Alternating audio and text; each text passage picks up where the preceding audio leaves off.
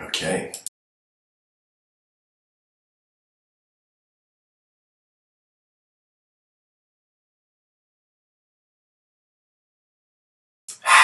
Hello, everyone, and welcome to another episode. The title is Fragility of Mortality. Mortality resurfaces new morality. And so I've wondered about human decency. I've wondered about it like an exotic nature photographer. And I've wondered about when it arises, when it goes away, when it's forgotten, when it's remembered.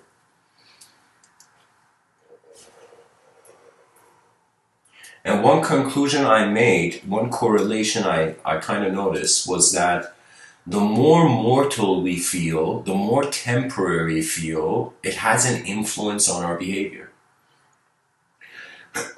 I was listening to Slavoj Žižek, this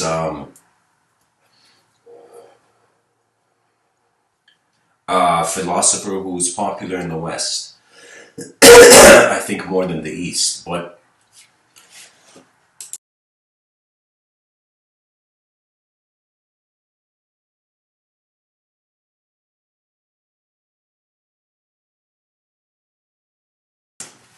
Slavoj Žižek was making this point that I didn't know. He was making this point that in some sense Hitler, he evidently had the Bhagavad Gita with him, and so Slavoj Žižek was making this argument that in some sense, I'm pretty much explaining his argument in my own way, but really what it is that he was saying some of the most ruthless and cruel things that have been done is because there has been a presumption of there being no consequences. And so I thought about it and I'm like, all right, I'm bringing up the Gita, I'm bringing all these ideologies. How should the modern world engage thought? And I realized on some level, if we treat all thoughts the same, it doesn't make sense. And at the same time, if we don't treat all thoughts as thoughts, in some sense, it doesn't make sense. So I kind of feel human beings, just like you see a person, let's say you for example, let's say 10 people came and came to meet you that day, okay? Obviously, you're not the same person to all those people, okay? And so you could be around one person and they could be speaking about metaphysics and you'll be like, all right, you engage. But you can be around someone who in some sense, for example, denies existence. Like there is a metaphysics that goes towards infinite abstraction beyond the sensory perception, and then there is a sort of metaphysics that renders everything void. And I was like, Slavoj Žižek, this man, I understand that he's kind of like talking about Hitler maybe having the Bhagavad Gita and thinking like an eternal warrior or something. But I'm telling him it's not that, because the whole point of the Bhagavad Gita, even though God is kind of telling Arjuna to go in battle, right? So pretty much the Bhagavad Gita is a conversation of Krishna, this God, and Arjuna, this archer and the warrior who doesn't want to fight this battle. And God comes and convinces him by showing him the true nature of himself and like the world and everything, that he has to play his part pretty much, So in some sense, Krishna is kind of telling that to Arjuna, and I think that Slavoj Žižek was seeing a similarity, as if Hitler feels he's this eternal being, that the truth of the Atman is there, And I thought, all right, that's too. It's like sometimes when people don't research something, they they categorize it a bit more easier.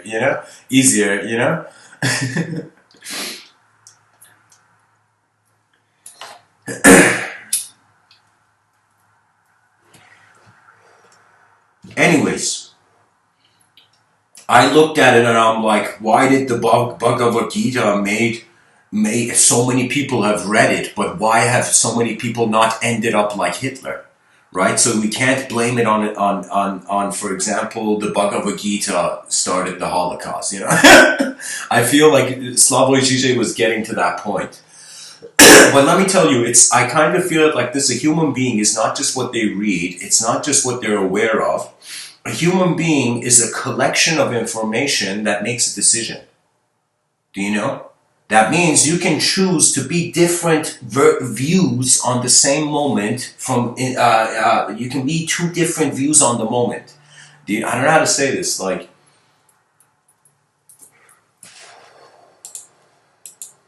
anyways, let me move on from this. Slavoj Žižek made this point that it's the morality of the person, it's the idea they have. Okay, sorry, not morality. The mortality has a correlation. Now, I was looking at it and I'm like, okay, instead of saying, relating it to the Bhagavad Gita, I thought about it's like this. It's just any person. Like when you corner an animal, that animal gets violent. And I feel that it's like some of the most vicious people on our planet, they were cornered. They were cornered by something in life. They were pushed to the corner. You don't know what it is. There's various things. The mind is not a simple state. The mind is not a picture for analysis. The mind is the analyzer of various pictures, various moments, various information, right? So the first person who enters, the scholarly circle, they want to just reach the center. They don't realize it's like there is always more circles. The circle doesn't stop. So I noticed that when I, for example, and let me tell you this, guys, I'm like, I walk in a school of thought where personally I don't feel the soul has a personality. So all those people who have ever spoken about past lives, they have spoken about future lives. They've spoken about other dimensions of simultaneous existence. Even myself, when I speak about that, I have this consideration that the human intelligence surpasses what it just processes. So right now, do you think the person speaking is the words he's saying? Like right now I'm saying these words. You can write it in the chat section to make this audience interactive. But right now I'm saying these words. Could these words in this instant of time be the absolute? We see no. The dynamic nature of the universe keeps the unknown alive till the last day. Because we're moving creatures. If all of life was on a picture on the wall of some alien, then sure, you can say in a static system there's no purpose, but in a dynamic system, denying some sort of motivation is a very big statement. My idea simply with this episode was to say that when your mortality, when you feel fragile of a human being, you come to your decency. And there's been moments in my life where I've been like usually in these talks, people see a gentler. I've become more gentler throughout the years. But when I was young, I was like years ago, I had an intensity. I had this ruthless intensity, and the reason was because in my youth, I had been pushed back, so I felt it was okay to push. And that reason, that mindset had put me in this karmic quarantine where I feel I was blessed. Sometimes in life, you're happy when you get something, and sometimes you get something you wanted, and sometimes in life, you're happy when you didn't get what you wanted. So life is like the Sufis would say, be grateful for also what doesn't happen for you. That means a Sufi in a nightclub, it doesn't matter. The outcome, he's just whirling in the moment.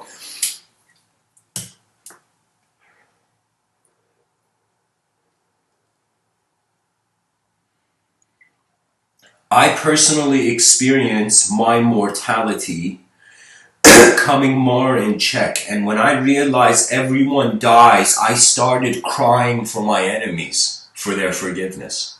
When I realized I have never been hit the hardest by anyone, that means I've been in fights in this life, but I've never, what hits the hardest is time. The hands of time are intense. It's like a shouting moment. It's like the last breath on earth and you're just shouting, It's like the last surge of effort. And then you lift.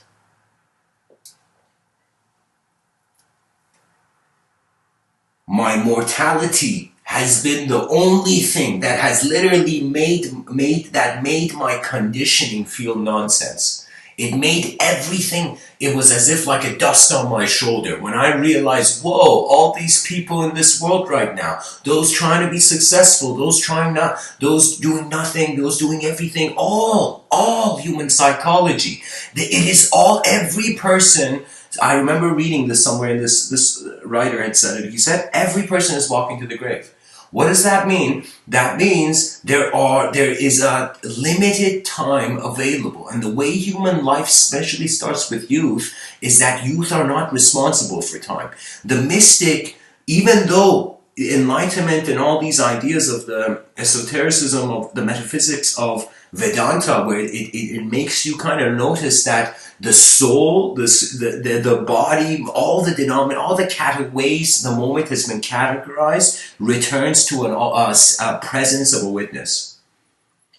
That means it's okay to say if you are your body, yes, you are a human being. But if you are a mind, you are a being, then a human. If you are your mind. If you are energetic presence conscious of itself, you're not a human being. So there has been times I can even feel it sometimes in these talks that I go past the language threshold, then I am not technically speaking to you as a person in those moments. Literally, there's no personality. It's the emotion replaces the archetype. So when the emotion animates, it becomes like suddenly.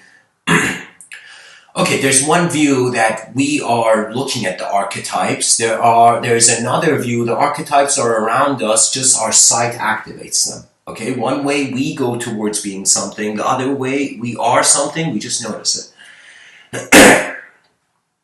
For me, there was a fragility. I look at my hand, I look at my palm often, and I'm like, who drew these lines?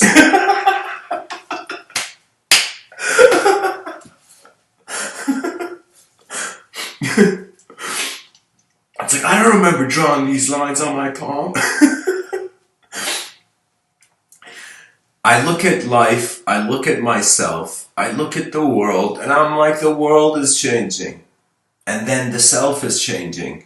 But there is this one simple, tiny, instantaneous moment of awareness, of the intersection of awareness and self, where I see it. I just acknowledge that resonance throughout the day. You know, think about like you being a kid and wanting to jump and touch the top of the doorway. Do you know what I mean? When you're running into the room, me and my brother would just randomly try to hit on top of the doorway with our hands to see who reaches the highest when we would enter a room.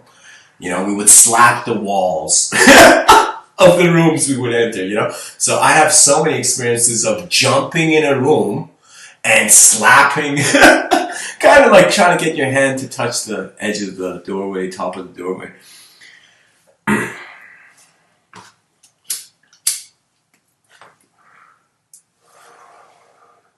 My question in life, it's not per se about truth's form.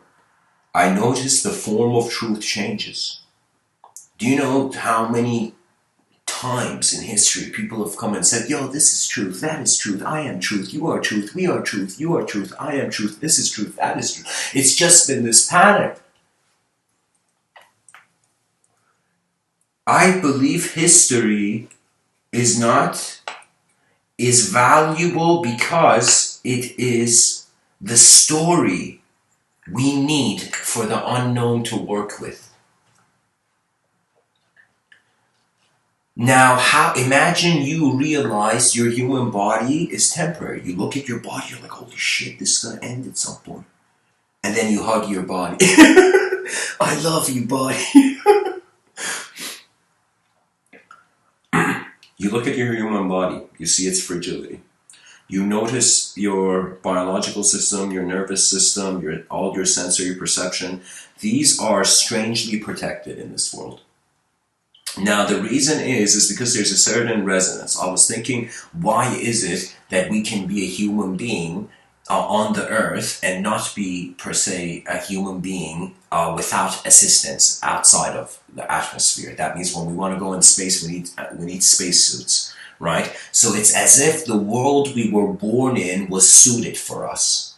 You know, that means it's like, even though we might go find the Jupiter's moon and go inhabit that as a species in the future, it's going to become one of those situations where we're like, yo, you feel homesick. And that feeling of homesick is your decency.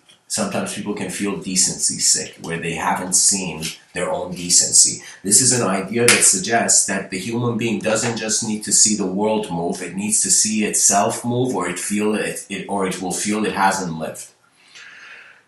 So I'm telling you, when you feel mortality, that means mortality means like when you end. You see that it's temporary, okay? You see that we're all mortals, do you know? So the fragility of mortality, the moment something happens, a fear comes in your mind that makes you revert, makes the decency resurface in a new way. You know, it's like that moment when siblings are playing and then one of the siblings hits too hard. And then both siblings suddenly become quiet and both siblings are wondering if the person's okay. You know, the siblings wondering the person's okay. The twin brother, you know. So that's what I'm saying.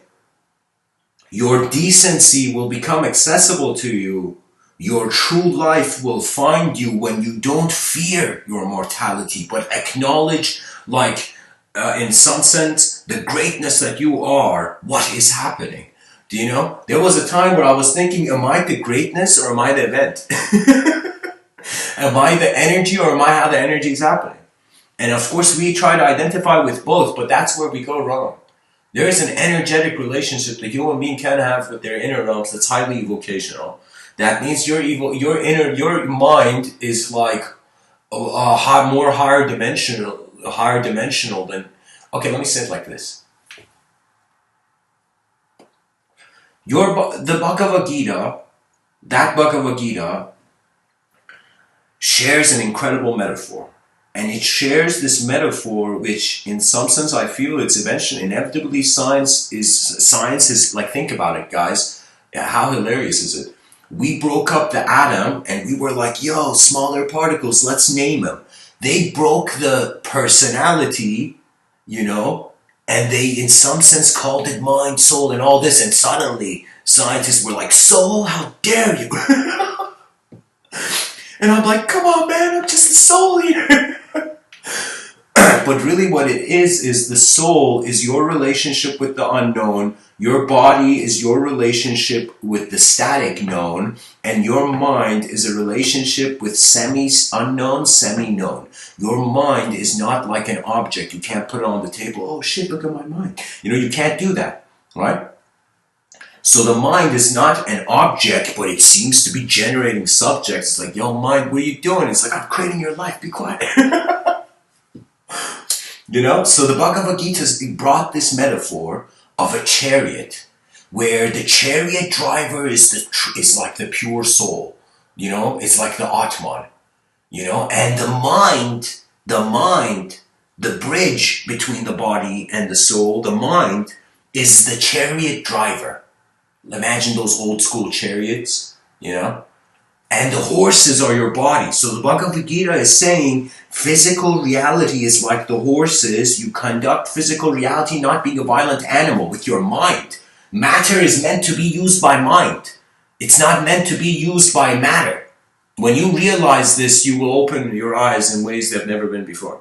That the mind needs to move matter. That's what consciousness means. If you want to be mindless, then why did you evolve? Why did you evolve to have a presence of mind? A presence. It's not a personality, your mind. It's not how you're a person. It is the space where the personality is a certain content of the moment. I got fooled by the objective realms. I got fooled by the subjective realms. Then I realized the fool was the one in a changing world who didn't want to change. And so I bow. I bow to my ancestors, but knowing that I will walk differently than them.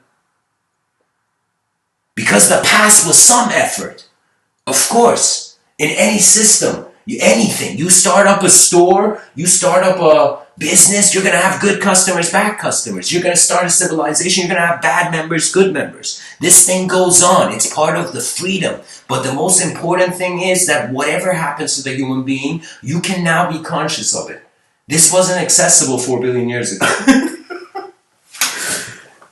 You know, it's like the person's like, they blame the guy, and the guy's like, don't blame me, blame my parents. You know, and then you go to the parents and you blame the parents and go, don't blame me, blame my ancestors, blame the parents of my parents. And then you're going to the ancestors, you know, and then you're like, yo, don't blame ancestors, go back. And the blame keeps going back. At the end, I'm like the person's blaming their problem on how they were bacteria under the sea. It's like, yo, my early ancestors, you couldn't even see them, they were so small.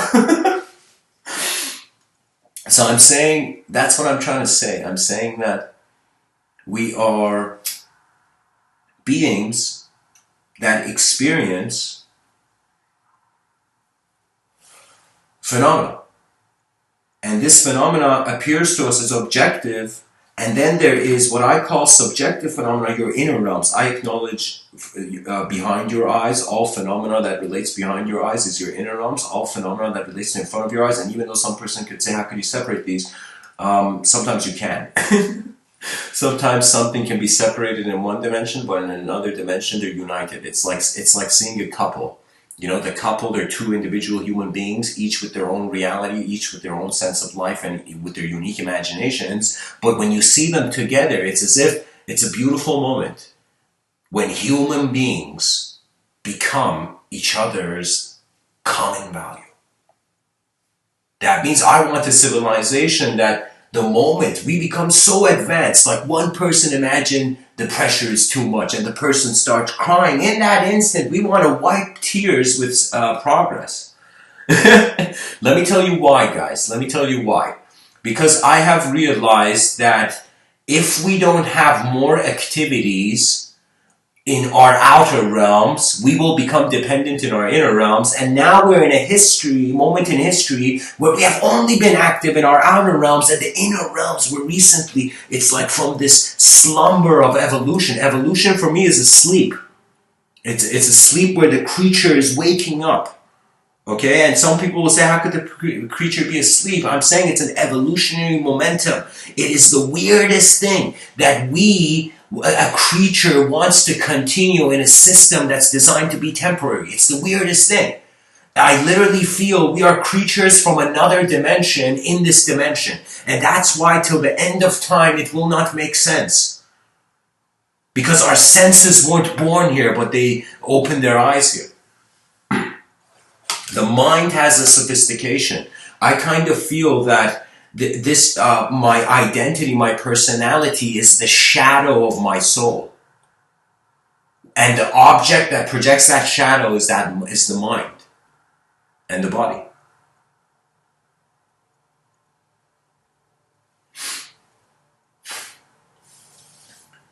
You have to ask yourself, is what is right now, was it right 1,000 years ago? Back in the day, if you didn't wear a top hat, people would kick you out of society. People would be like, you serious, bro? You coming to my store without wearing a top hat? You know? But now, we don't wear top hats. Now somebody wears a top hat in the street, we're like, yo, that guy's being weird, right? And we think that guy is being weird. But there was a time that guy would feel normal and we would all feel weird. So that's what I mean. There's no such thing as normality, so you're always waiting for your own permission if you want the validation of others. There's no such thing. Nobody knows. And I'm not saying nobody knows anything. I'm saying the species is on a rock in the middle of nowhere. We sparked language like fire.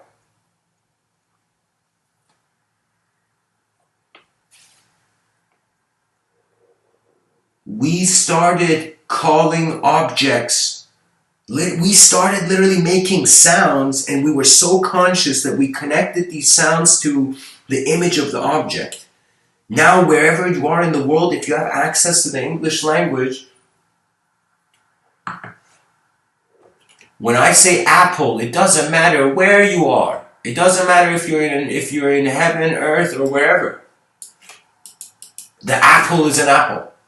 It is literally the evocational nature of the human mind. Human beings don't realize your mind is not just like this dusty book where you need to open and discover its secrets. Your mind can also be written. There is a point that I'm telling you, everybody is their own observer. Everybody. Everybody sees themselves doing everything.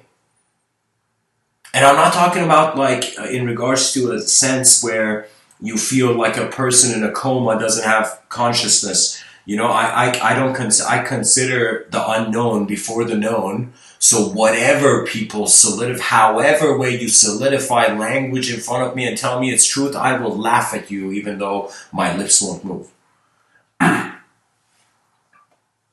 Because it's too dynamic. It's literally like somebody trying to with a mathematical equation explain horse riding. Do you know how many ways you can ride that horse? Do you know how many different ways and avenues and movements? And it's kind of like we're just attention piloting its own self of plane of existence, its self-conceived plane of existence. I want to tell you, dear listener, that the same way I am moving these words, they are not being moved by a thought of me. The thought of me is not being moved by that same thought. You know? That means think about it. Just think about it for a second. How can a thought think? How can a thought think? I got very irritated. How are we just thinkers? Even though the inner realm's mysterious, how are we thinkers though? And it's like thoughts are like this cute gift wrap we put on images, you know? It's like, yo, I found a thought, come and check out this thought, you know? But it's just image in attention. Your attention is the meaning of life. When you understand that, you relax. You realize you're the pilot of every dream that you can awaken from. It's control, and it has been taken away from us. And every ideology is pointing to somewhere after. It's terrifying. It doesn't matter. It's like you don't understand. It's like on some level, the past is possessing the present moment, and on some level, the future is possessing the present moment. This thing Slavoj Žižek was saying, it pretty much happens anytime there's ideological extremism. And ideological extremism in Mr. Within's books is when literally you feel your inner realm is the only truth. When you're alone, yeah. When you're alone, when there's no other mind in the world, sure, you know, be as solipsist as you want. But when there is others in this world, that means there is other ways where the world can be seen. On some level, I'm not telling you to reinvent the wheel, but I'm telling you to wonder about your own eyes again. Whatever that would mean to you. When else can you do it? Can you do it in your dream states? No. Some people, maybe they can. I've personally experienced maybe once or twice dreams that I could instantly move in. Like I had full control in the dream. Like I could make choices in the dream. I was like an actor in the dream. Dream state, like I'm sleeping and I'm dreaming. So like in that dream, I could move and make decisions. Right? And so that's an experience where the mind is moving the body. The mind is projecting a body, your physical body is asleep in the bed. Okay? So in your dreams, you're going to do it. Most people's dreams, it's like a roller coaster ride, isn't it? You just, pretty much the option is you enter it and then you wake up from it. Yeah?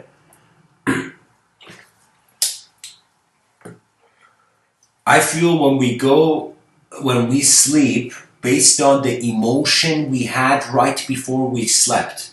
That means think about the brain being like this endless series of numbers. One from, let's say number 0, let's say the whole number set, like 0 to 9.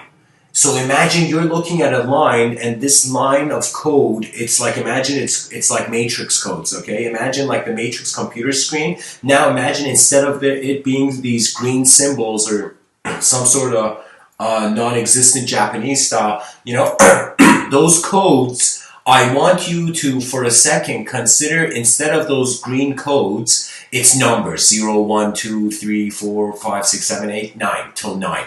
And it's like different combinations of all these numbers.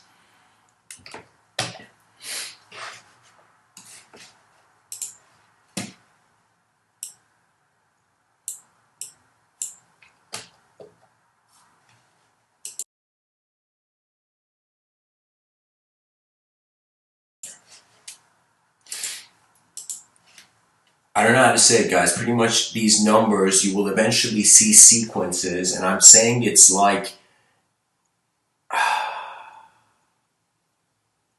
oh, metaphor, don't leave me so soon. Sorry, guys, give me a second. Let me see if I can remember the image again.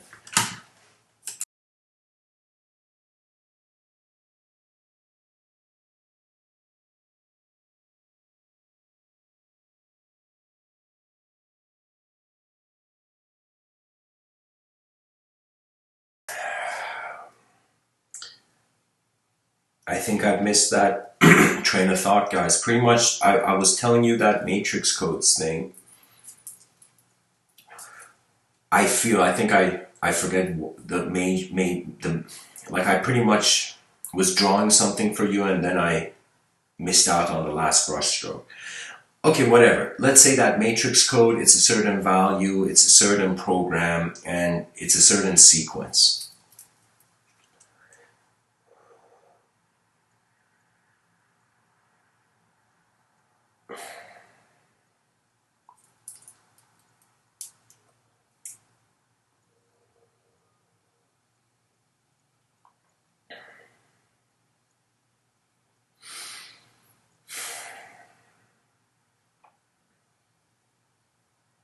Wow.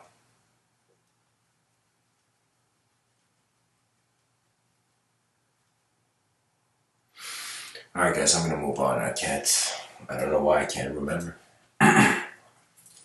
It's probably gonna come to me.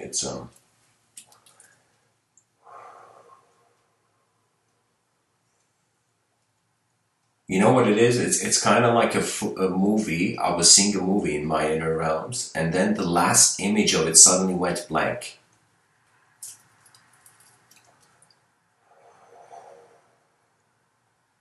Maybe that's it. Maybe I gotta speak about how in those matrix codes, you're gonna find a moment where it's zero. And that zero is literally no valuation. So you can say if a person didn't have any thoughts in the moment, they were just a witness, that would be a zero on that matrix computer screen. Imagine you were in some sort of equivalent matrix. So you would see that zero is, for example, a zero value. Let's say when you see two, there's two people. There's three people or nine people, imagine. I'm just saying that we're multidimensional. We're kind of like 0, 1, 2, infinity. That means there's a dimension of us that's just space. That's awareness. Your awareness is space. Literally, it's your inner space, your awareness. Okay? That means you might think there's like, I often say imagination is like this invisible room, but the awareness is the room. The attention is being your inner realms. That means technically, if you think of a lion right now, if you think of yourself, you're being everything there in your inner realms. This is why it creates a sub-mode of empathy. What does that mean? That means if you see someone, imagine you're a soldier and you see your comrade in the battlefield, like drop their weapon, instantly gives you an empathy. Instantly, as if in your mind you could just look at that person and wonder if you were in their shoes, what would you need? And you instantly, extend your secondary weapon, for example, to that comrade in the battlefield back in the day. There would be an intensity, but there would also be a similarity of seeing those. It's all about, like, if you ask who do people help, I think everybody in their nature, they can be in a state where they help. But the thing is, if they can't recognize the pattern, you don't help. Like if your friend wants help, you're much more open to helping them than some random person, for example. So it's all patterns of recognition and identification, I feel. It's as if the people you walk into a room filled with people, the people you like, your mind relates them to something you have been conscious of. For example, there's something strange. I was, in some sense, kind of like, there's been many moments in my life where I feel I have not just been the witness of what's been happening, but I have been the witness of myself simultaneously happening in the moment. And what does that mean? That's kind of like a lift off into awareness. Now, awareness is something very difficult, because on some level, like if there are those who really are listening to me, they would ask this question and they would say, Mr. Within, if you're saying our presence is attributeless, what can we do with the attributeless? This was a similar question. This princess, I think it was some Princess Victoria or Elizabeth or something. It was some princess, maybe some princess of France, I don't know. This philosopher princess. And she goes to René Descartes, and René Descartes is like, these old philosophers sitting in a room. And she says to René Descartes, you speak about the mind-body dualism, and if the mind is a totally separate dimension than whatever's happening to the body, why does the mind need to do anything with the body? And that was a great question. That question literally means, why are you considering something that's not here? That's like kind of the question. And the reason is because, excuse me, you as a human being are not here to just experience you're not here just to experience known states. That means you're not just here to be certain 24/7. Certainty is a phase of life. There's a phase of life where at the beginning you need to kind of tap into making the world your second nature. So people feel like they have a nature, and they feel the world has a nature, right? And for those people, you sometimes see people with advanced skill. Those people with advanced skill, like I remember seeing this video of these Japanese ceramic masters, and they were like, it had become second nature. It was as if the doubt didn't exist, because they had literally made so many ceramic vases. Like, that it was the guy had no doubt. It was as if his hand had its own mind. The guy was just watching. It's like another day of cutting, of sculpting ceramic ware. You know what I mean? And there's something you admire when you see that the human being has taken something seriously. I personally, in my life, it was strange. I felt like I was this silly, stumbling fool. And and then I would always see those mightier, greater, those stronger. It was as if I was like, why am I in the weak corner of the moment? And when I thought that weakness was physical. And it wasn't. Like, I was a very healthy kid. I'm just saying it was like, the weakness was from not knowing my own value. So anybody who's experiencing karmic turbulence is because you have forgotten your natural value. And if there was let's say, a method that psychologists around the world could use, which I feel they use, but I don't know exactly how they use it. I mean, I didn't want to step into the hallways of psychoanalysis too much. Because let me tell you what happens. When you want to analyze something, you want to see something. And sometimes wanting to see something in a changing world is as blind as believing something. Do you see? So for me, it's kind of strange. It's like both the atheist and theist are believing what the atheist is believing after an activity. The atheist is believing after an activity. The theist is on the spot believing. Do you see? But they're both eventually believing something. You have to have some sort of shape. It's like the world needs to be here before I can run on it. So similarly, there needs to be an awareness before yourself can project in it. And what does that mean? That means, dear listener, you have way more experience being a timeless mind than a body in time. Have you ever wondered that? Have you ever wondered that knowledge is not like finding rare drops of fragments of truth? We're not looking for a broken mirror of truth. We are, in some sense, realizing that when the small is okay with the small, it has reached the biggest.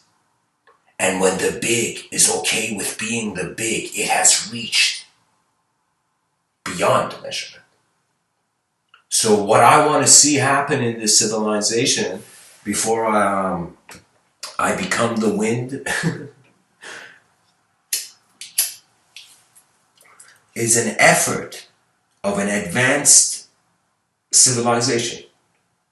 I constantly, guys, every day I wake up and I think about like this chess game, this endless chess game that our species has with the way nature's going to move towards it, you know? And it's like, right now, I'm telling you, nature is like Bobby Fischer. And, you know, and we're like this kind of like, our species is so, let me tell you, technology stole but gave something back to the human being. It stole the humanity but extended the human life. Technology, like immortality through technology, I wouldn't be surprised if it's a bad deal. If it's a bad deal.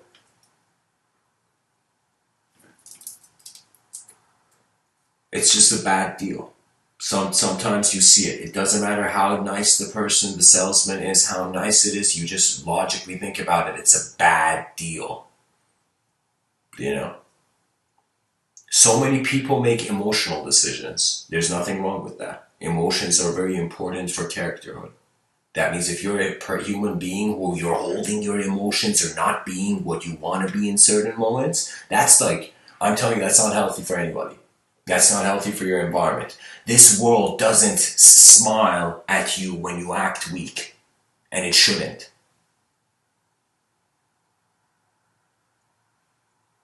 That means I've remember I've had moments where it's like, who do you want to be on your side? A person, when you're weak, they're like, oh, don't worry about it, don't cry, you know, it's okay, it's okay to be weak. Be weak, it's okay. Or do you want a person who says, how dare you? How dare you be weak when we are seeking the strength beyond?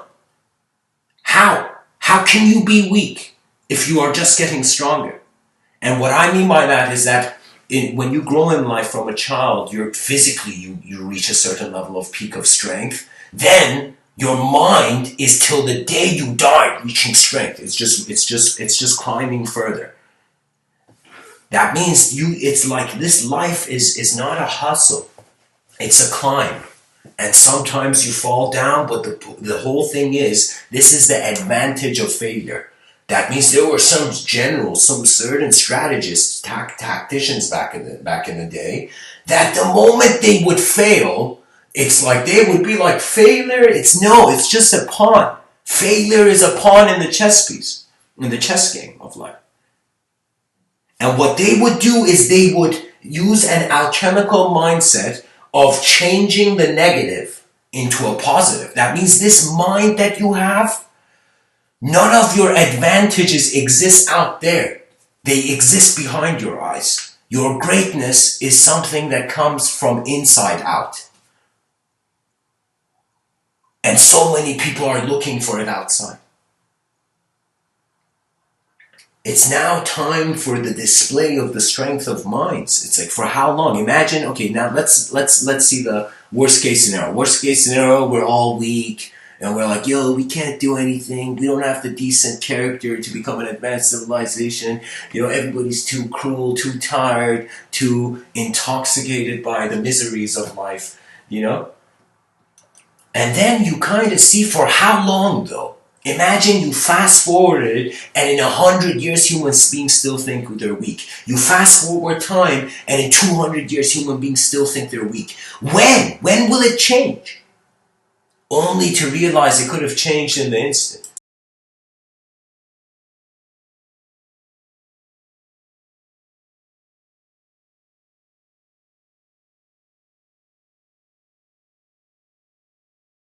I feel that people think that life is a singular dimension system, and then they get sad when they do something good and there's no reward. Life is not per se a moral system where you do a bunch of good moves and then what? The gods are gonna like, good job, you danced like we told you, now come to heaven? Like what is this? What is this? You are not here to be what people have already been. You are here to be the new. Therefore, sometimes I see it in some of my close friends, Some of them I know they're strong-willed because they realize how easily the inner realm changes. But one of my close friends, he doesn't realize how every day the inner realm changes. So every time I speak to him, he's telling me it's like literally he calls me to tell me about his problems. And I listen, of course. When somebody wants to say their problems, they just want to be heard, of course. I mean, sometimes you gotta let people speak because it's a performance in their own eyes,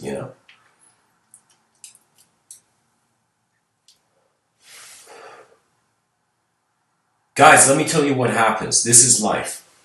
You open your eyes, you run a lot of laps around the sun. You, at some point, look at the end of the marathon line, end of the race, and you see that at the end of the race, everything will be erased. Now, this doesn't mean there is nothing else. This doesn't mean while you lived, you were just nothing. This doesn't mean the mind is not a higher dimensional phenomena where your way you live in life, it's just like while your body get as much experiences and then go back into the void. I'm telling you, it's like this. You open your eyes, you see how everything ends, you see how everyone ends, tears run down your eyes, you wipe them, and then you come back and you're like, what happens? What do we do on this rock in the middle of nowhere? And advancement. 3 words. That they have these 3 words. Like, guys, this concept may be very foreign, but for me, sometimes words, sentences, language, poetry, it has guided me. It has taken me out of my own hell.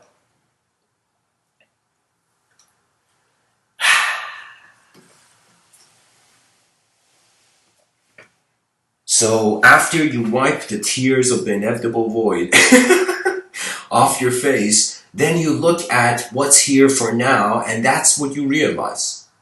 This is what I notice about Sun Tzu, various figures in history, that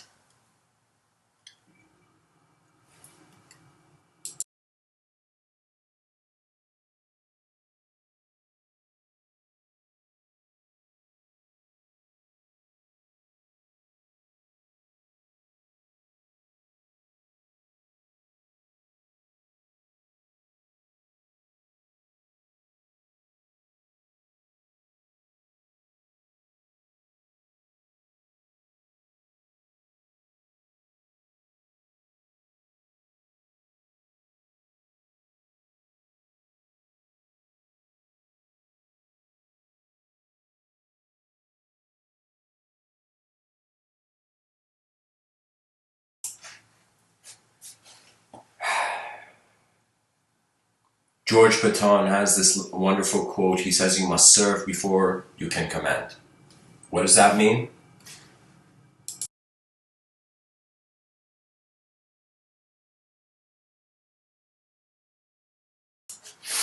That means you will look at this world and first you're going to want stuff from it, from this world. Literally, you're going to open your front door and you're going to want a lot of stuff. That's basic. That's everybody's having that reaction. They're looking at society and they're like, yo, I'm going to take something, I'm going to go there and like the mall, like that's kind of, it's strangely like the major force. It's like you got to keep the dream alive. That's why capitalism works.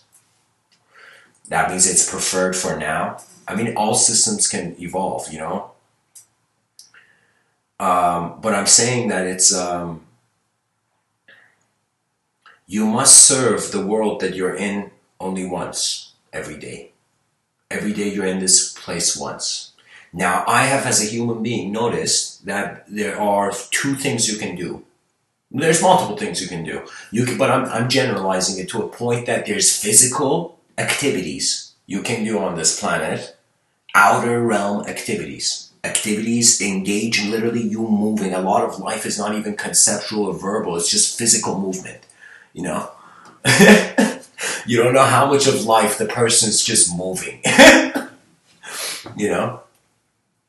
And we have this evolutionary urge as this small creature in a big world to move around. That means any person who's not going around checking their environment, looking around. For me, it's one of the great privileges of life, and it's called alertness.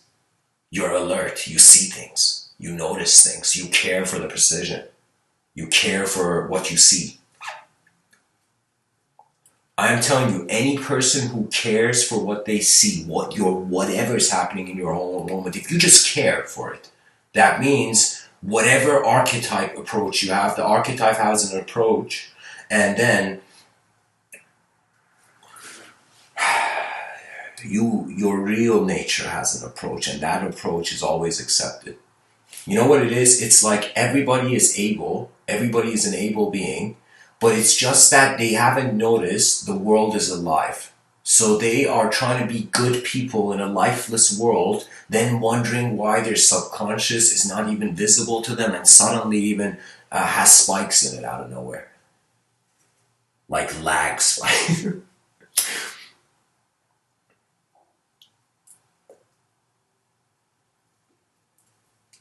So guys, Aziz in the chat, welcome, and hello everyone in the chat section. I feel there's a couple new people, so welcome too. Aziz says, how come some people say it's okay to be weak? And I responded to him, this was like a minute ago, I responded because they don't know that the strong is a possibility. So I just want to share what I mean by that. I want you right now, I'm not talking about the past, the future, right now in this moment, so it's verifiable, okay? So we can check it out, okay? Right now in this moment, if someone comes and asks you, are you strong or are you weak? Right now I'm asking this question from the audience. Whoever's listening, if you just want playfully, you can engage. Just type in, if somebody asks you, are you strong or weak? And don't say it because of what I'm saying. Be true to yourself and just give your honest emotion. It's okay to be weak and strong. These are modes of life. They're not you, technically. They're just phases. They're just states of mind, right? So when I say this, I'm saying this, guys, here's the view. Right now in this moment, someone asks me, imagine someone asks me, are you weak? Are you weak or strong? And imagine I'm that person who says, I'm weak, you know? And then I go on. And literally I sleep and the next day I'm not even remembering that. It's just that in that moment, because I decided I was weak, I became that archetypal value in the moment. I'm telling you, the weak and the strong are masks. Nobody knows what happens. Nobody knows what happens. That means in some sense, your strength in some sense is the sphere of your vision, is it not?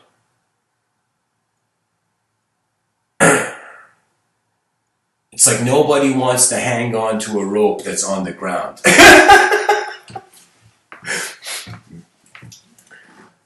You know? So guys, the reason I shared that, thanks for sharing, Reza in the chat section has shared strong, nice. So you see guys, that's what I'm saying. In this moment, now when I look at Reza, you have given yourself a permission to be strong. You know, there's this poet named Hafez. He says, the words you speak become the house you live in. And you know what that means? That means you choose what you look at. Now ask yourself this. Imagine you were someone who says weak. Do you know? You felt you were weak. Do you know? You will notice you're waiting for yourself. Being weak is like sitting on a chair and people trying to pull you and you're like, why are you sitting? I'm telling you, nothing brings more. Here's the thing. I think because we are shaped creatures, active in some sort of individual, objective for now based consciousness, okay? And somehow evolution's evolved for us to be a subject to ourselves, and obviously we're so separate from all the other species on this earth. I mean, the human being is definitely a unique position. I'm just telling you this. After some point, you will look at all phenomena and see its design before it's a value.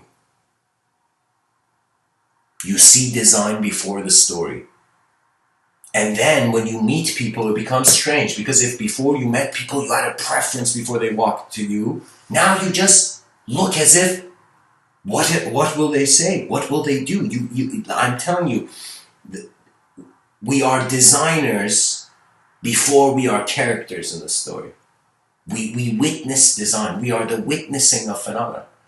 That means a newborn child doesn't have like imagine a child, newborn child, like imagine you as a person like the most, thug, most, bad guy looking person going up to a little baby and insulting the baby. Yeah, baby, I own you, like all this stuff, And the baby just looks at this guy and like, buddy, I'm not a person yet to care.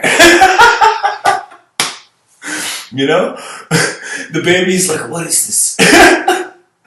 So I'm telling you, like, it's a situation where individual consciousness, we awaken in it. Your physical life, your emergence, and the concept of like you light the candle. Isn't it incredible, guys? When you light a candle, it's like the potential was there. We don't know for how many eons this potential was there. Maybe like trillions of years, even though I don't know how like the Big Bang is of course a theory, But I'm telling you,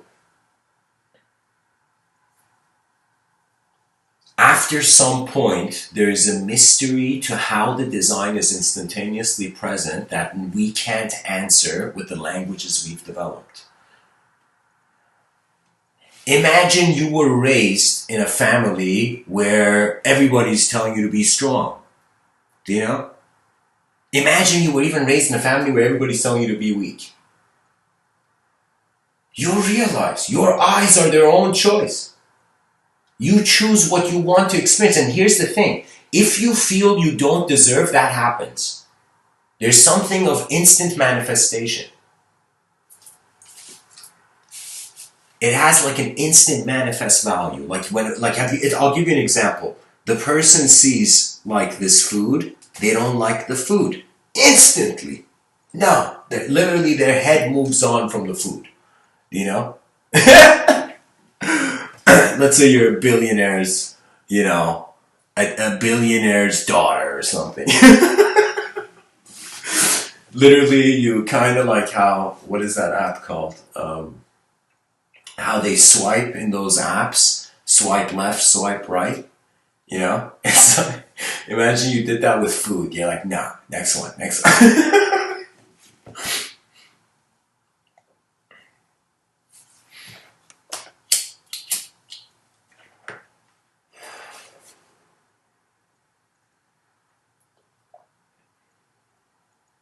I think it kind of correlates that the more you feel you are a shape, the more shape you want to see. The less you feel like a shape, the more you just are. There's this Zen story, guys, I'm going to share. And this Zen story is going to kind of answer this question that Aziz says. How come some people say it's okay to be weak? This Zen story is going to answer it. And instead of heaven and hell, I want you to see strong and weak. So just keep that in mind as I tell this story. We hear swords in a battlefield. We see there's this one warrior that's outnumbered. But this warrior has this ego, imperial level ego, as if undefeated in all his battles. And he fights as if in his mind he feels like a juggernaut. He feels like untouchable, undefeatable. And this one man, based on this one mindset, defeats everybody who's there. And as the war ends, he's wiping his sword, his samurai-like sword, his katana, and he wonders for the first time, where are these beings going? What if there is an afterlife? What if there is something like heaven and hell? But what is it? He's like this undefeated warrior. Think about in modern times, it would be an undefeated business mogul.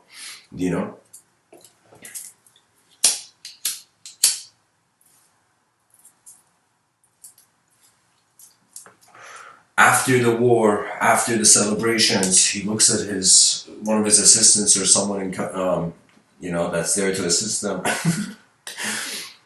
and he says he's very intense, this chaotic personality, and they won the war. And he says, find me the wisest person right now. And the assistant runs. He runs to the town asking everybody he can. He's like, yo, this warrior's been undefeated in 70 battles. Let's be on his good side.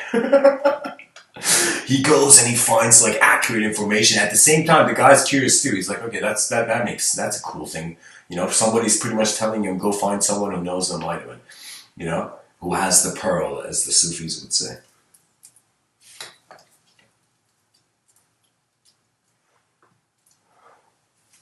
The guy speaks to a bunch of people. Eventually, he runs back and he's like, I got the coordinates, you know, I got the address, you know.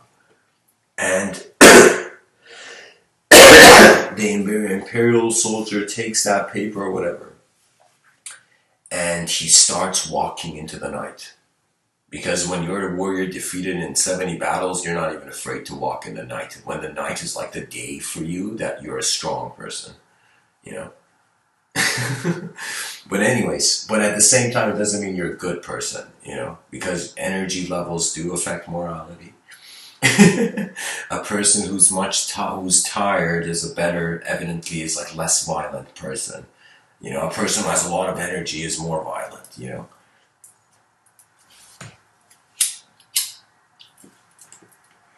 Anyways, after a few steps, this imperial swordsman, warrior, undefeated warrior, in 70 battles, guys, that's literally like how. But anyways, this warrior, he finds himself at the top of this mountain, let's call it Mount Fuji-like mountain, you know. And he finds himself at the door of this monastery. And he literally walks in as if the door was scared of him and the door opened itself. You know? And he goes inside, and there's this Zen, the wise sage, you know, having the Zen tea ceremony with all the disciples, you know.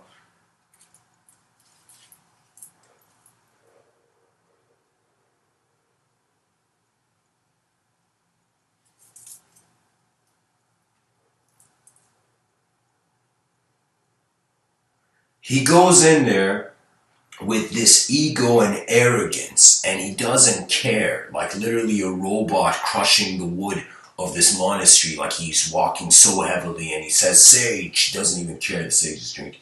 You know, he's like, Sage, you know, tell me now, what is heaven and hell? He shouts it like a command, like don't hesitate or I'll kill you kind of command, you know?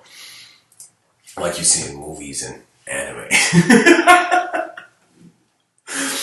But what happens is the sage takes a sip from his tea. Iced tea. And the sage, in that moment there's a silence after the question. The sage looks at him and says the truth. He says, you are too much of a goon and savage and animalistic for me to tell you this. He pretty much tells him you're too much of an animal.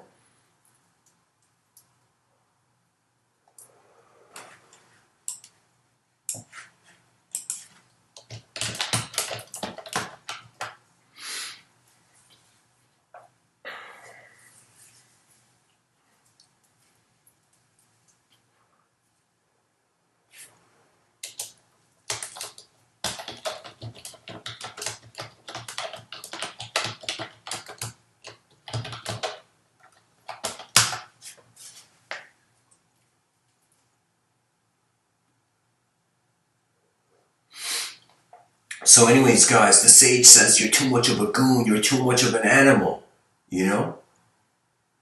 And this imperial warrior, literally, as if he's never heard anyone talk down to him like this, you know? Undefeated in 70 battles, even kings were polite to him, you know? And so, so this man, suddenly, he processes what the sage says, and he's like, what the fuck? He grabs his sword and he's dishonored. He's like, how dare you dishonor an imperial warrior? And he raises his sword and he's about to, like in some sense, literally kill this guy. And right with that rage, with the same rage as if I won't be defeated rage, with that same rage and arrogance, he looks at the sage and he's about to kill, what do you call it? To kill the thing. What's it called? To kill the sage. And the sage, right in that moment, before the sword hits him, says, hey man, says, hey, this is hell. This is the door to hell. And the guy, something, it's as if the sage, his words, entered the ear of the guy before the sword could land. And something in this guy stopped, as if he didn't understand what the sage said, and it was taking a few seconds to sink in. Then in the Zen story, guys, he drops his sword, and he bows. And why? And right when he bows, the sage looks at him and he says that this is the door to heaven. Not bowing to authority, bowing to the gentler mind that you are. That bowing to your nature of being. It's not just like you have to bow to people. You can bow to a moment, you can bow to a truth, you can bow to anything. But I'm saying bowing is literally a moment where you're like, I see. Thank you. Like that kind of bow. Do you know what I mean? And so he realizes, the warrior, that in all these battles, it was his state of mind. It was his hate that brought these echoes that echoed karmically. And that's when he realizes that you can be a warrior for eons only to realize your freedom won't begin unless you put the sword down. There's some stories of warriors that they go in battle and they put the sword down, they don't go to the wars, but there's levels of mythological proportions.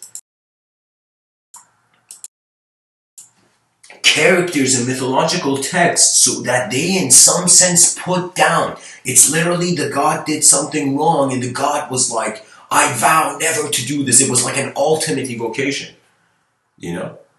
For me, I'm like, what is this? If you think about the mind like a camera, it means there's no end to information. It means literally I can imagine like this vision zooming in and this mouse in front of me, I zoom in and I go on an I keep going in and in and in. And I see all these different dimensions. So I'm telling you there's no such thing as emptiness for an existential being physically when the being exists. So you can say it's like the transition out of this lifetime is kind of like realizing not only what the fullness of the world had to teach you. So you see, that warrior, it was his choice. Heaven was a state of mind. Strong and weak are states of mind because nobody sees you. Nobody literally sees you as a human being with the same eyes that you see yourself. When you realize this, you relax and you realize no one can ever judge you. No one ever could. Nobody knows. Nobody has your eyes. When you realize this, isn't that a strange freedom? Somebody could come and tell you anything, but then you see they don't have your eyes. We're not clones of each other.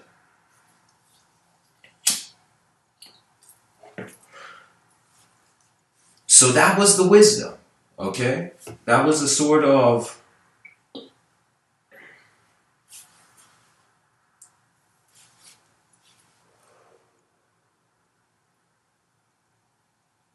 I don't know, I feel anything stretches out. For me, everything is geometrically integrated. But it doesn't mean it's consciously integrated. It means that it's kind of like Carl Jung, in his quote, he says, unless you make the unconscious conscious, it will direct your life and you will call it fate. That means we literally are creatures that, like a light of a candle is our knowledge and the whole room is dark. and we realize realistically we don't have the resources to come to an absolute resolution. So people should chill out on truth wars where people are fighting for what is truth, this, that, and we should realize it's changing. These truths, people's beliefs, like leaves on a tree, they change. That means all your beliefs after some point, they fall like leaves, and new beliefs in accordance to new experiences come in. Do you know what I mean? So for me, it's kind of like, how am I defining the river? How can I take a photo of a moving river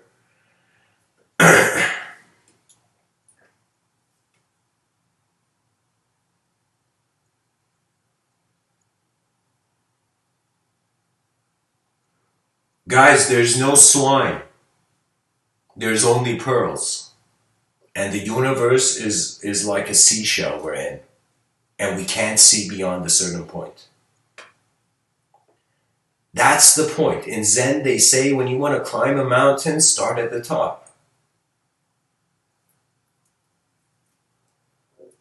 What does that mean? That means when you have an option between efficient and inefficient, if you choose inefficient, we'd be like, that's just the kind of person that person is. They were drawn to the inefficient image. Maybe they had to see something about inefficiency. So most people suffering, they think they're suffering forever. No, any suffering is like information, but it's just information that's being processed uncomfortably, with a discomfort. You see what I mean? That means it's like everything is information, is it not? Literally, our physical bodies that we think are projecting our minds right now, they are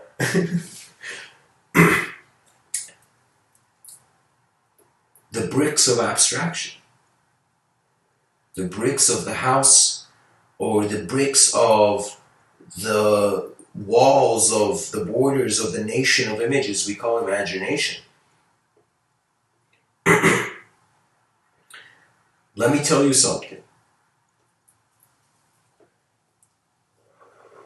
We are objects that strangely are being subjects to ourselves.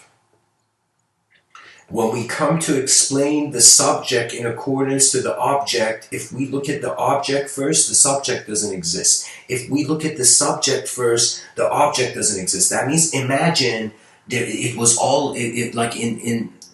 a certain shamanic culture back in the day where they would keep their kids from the time they were born in a dark cave until they were 18 and let them out. The child would live in pure darkness till 18 years. I don't know, somehow they had methods of keeping the child alive. But the child would become comfortable with pure darkness. Okay? And then after 18 years, the child would go out. You know? This is Amazonian culture. This is primitive this is primitive parenting, guys. Don't, I acknowledge the archaicness of this thought. But I'm saying, these tribes, they kind of were it's kind of like if here's the thing. Imagine life started in a dark room first. That would literally mean language would be truth. Imagine you knew language, we turned off the room, suddenly they used that Men in Black kind of stick thing, and you felt everything was new, right? So that newness, in that new moment, okay, imagine you're first in pitch black darkness where you can't even see how your body looks like. Imagine you heard a story first. I think when religion kind of said, in some sense, the word came first. Let me see what it was. It was the word, then there was light in some sense. But first was the word. So think about it. That's kind of like the ears evolving first, then the eyes. Isn't that kind of strange? Our ears, they don't close. They don't have like lids. Like your earlobes can't close your ear. Like we're not that kind of creature, right? But your mouth can open and close, right? So it's kind of like the ears were like an earlier version, and then the updated version could. And of course, this view I have of the body is not practical. I'm kind of poetically because it starts from a seed in some sense. So the designs are pre-planted, you know, the form of the creature planted, you know.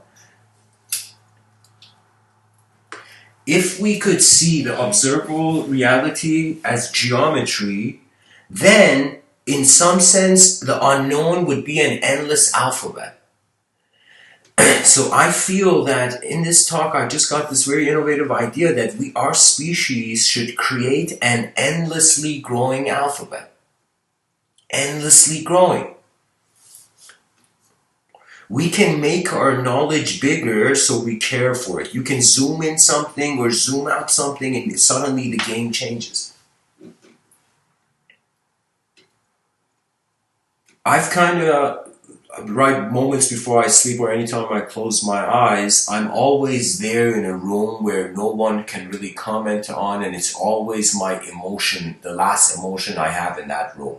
If I suddenly step out of my inner realms harshly, when I walk back in my inner realms, I'm going to feel a sudden jolt.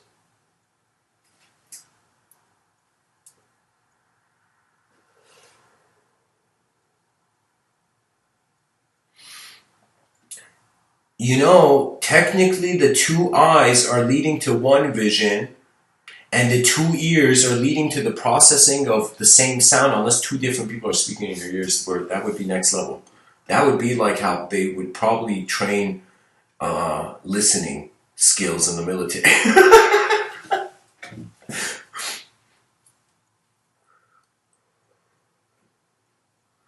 I feel that it's strange. For me, the first question was objective evolution. Why limbs? Where did the design of the creature come from? It's totally fathomable, the periodic table, but the design of the creature? So the fact that there's legs in all this, that's kind of like fascinating to me. That's the objective evolution is the mystery. Every day, like guys, it might freak you out, but it's reality. Put your palms on the ground and wonder for a second if there is an animal hidden dimension to man. And there is. So I kind of thought in my mind, because in my youth, how can I say it? After some point, your environment is really your belief. When you step out of an environment, your beliefs tend to change, you know? That's a good point, actually, that sometimes this is a very different idea. This is kind of like, I would say, a more advanced schematic on like the various ways the human being can maintain relationships. So let's say there's person A, and person A meets person B in a period of year or something. I'm just trying to say, like, person A sees person B, person C, person D, person E, person F, person G, right? In all throughout time. Now, the way it is that people bunker up, right? So the thing is, we got to do what cells do when they want to heal the body's tissue. All those people who go in the gym, literally what your cells are doing when your muscle fiber is kind of torn is in some sense like, I'm saying socially we should do the same.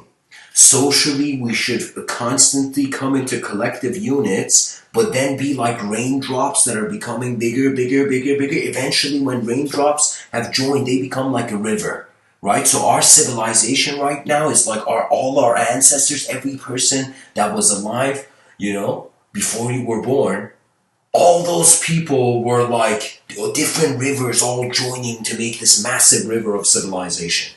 Now, some drops are strangely getting out of the river, and those are people who are like, yo, urban society is too cruel and messed up, and like savage, the concrete jungle is messed up, I'm going to go and live in the actual jungle. Those are people who love nature, and they go towards nature, and they want, it's like when you're in nature, your world is your teaching. But when you're with others, teachings flow differently throughout the moment.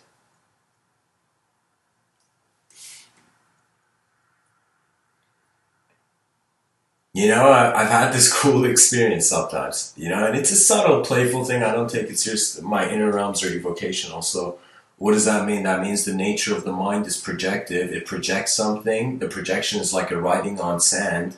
Every inhale, exhale is like water, ocean, shore, like what, like the waves hitting the beach sand, and like kind of like slapping the sand around towards smoothness, you know.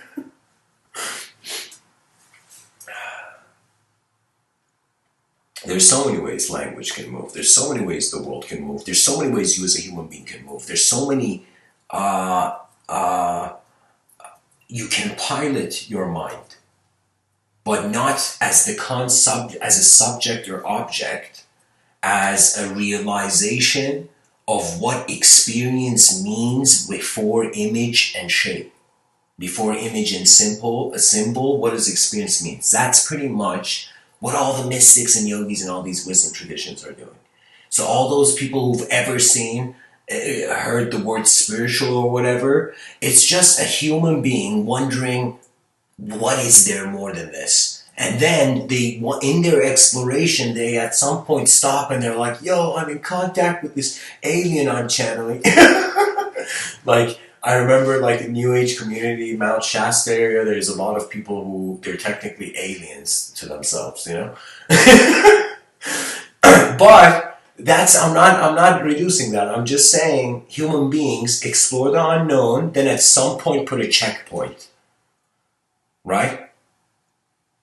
They put a checkpoint. That means it's like you can't endlessly explore. The explorer explores, then comes back to camp. Right? So throughout the day, you awaken as your human being, your camp is your past, and you go and explore and you bring stuff back to the camp or whatever it is.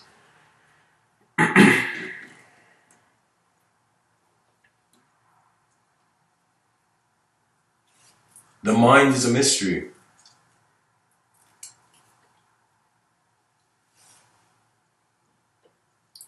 If the body is the effect of the intelligence, and the moment is more multidimensional. I pretty much thought about it, guys, and on paper, I kind of settled it for myself that really, when it comes to multidimensionality, there's two ways. There's two ways you can really look at multidimensionality.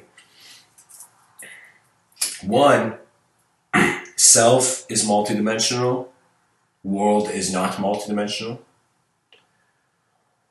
World is multidimensional, self is not multidimensional. Both self and world are multidimensional. Neither self and world are multidimensional. These four views, guys, these four complex, what word should I use? These four avenues of human perception. These four that I explained explains every type of human being's metaphysics. Every. There's no one that can escape this. And not that they can't escape it, I'm just saying literally because it's all about a debate of, is it this or is it more? It has always been that. That has been every debate ever.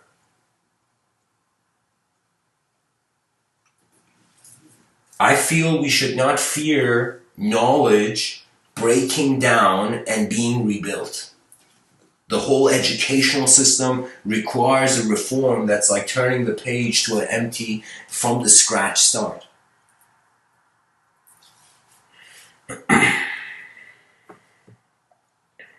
By the way, guys, feel free to ask questions or share something. These late night talks are kind of like more free flow, you know. Pretty much when I speak, I have a responsibility to the idea that has appeared in my inner realms.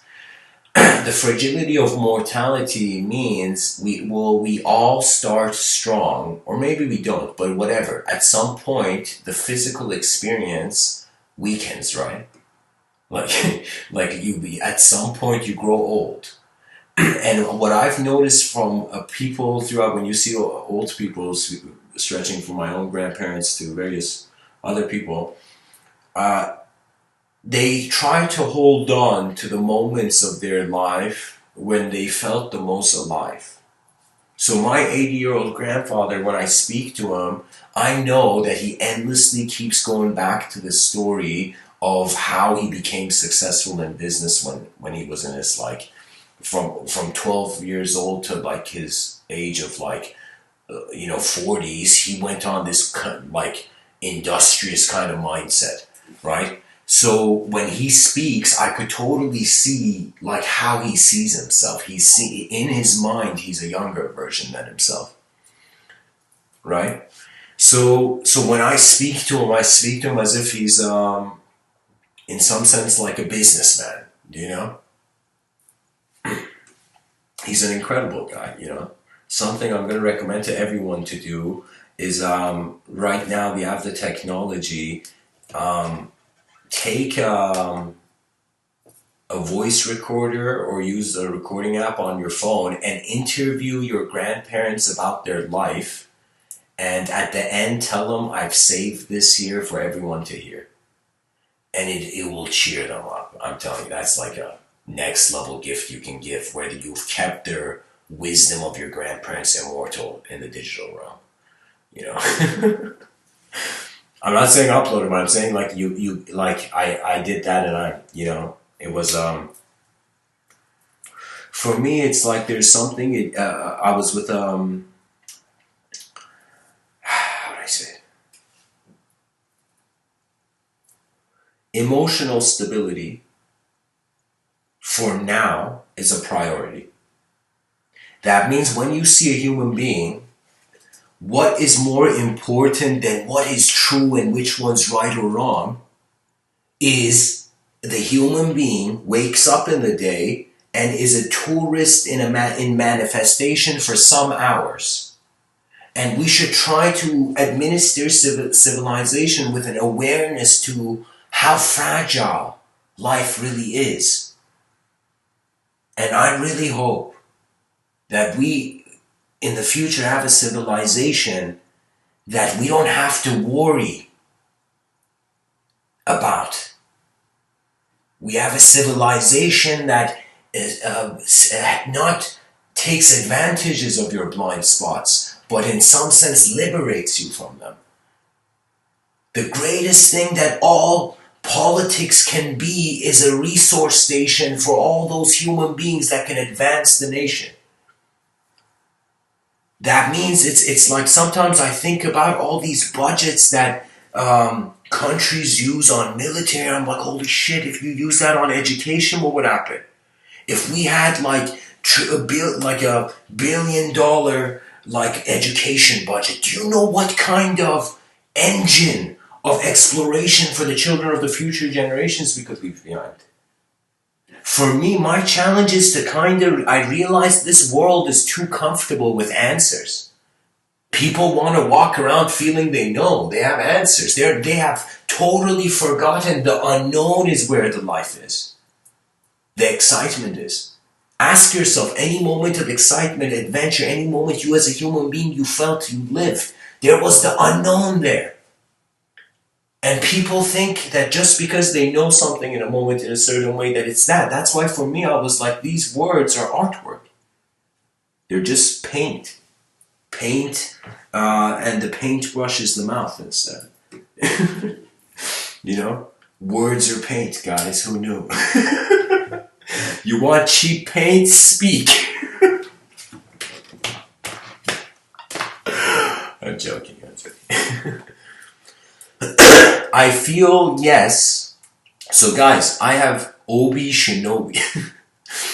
I feel a ninja has joined the chat section. A Jedi ninja, you know. So the question comes from Obi: can spirituality and capitalism go together? I have thought of that question. And first of all, incredible question.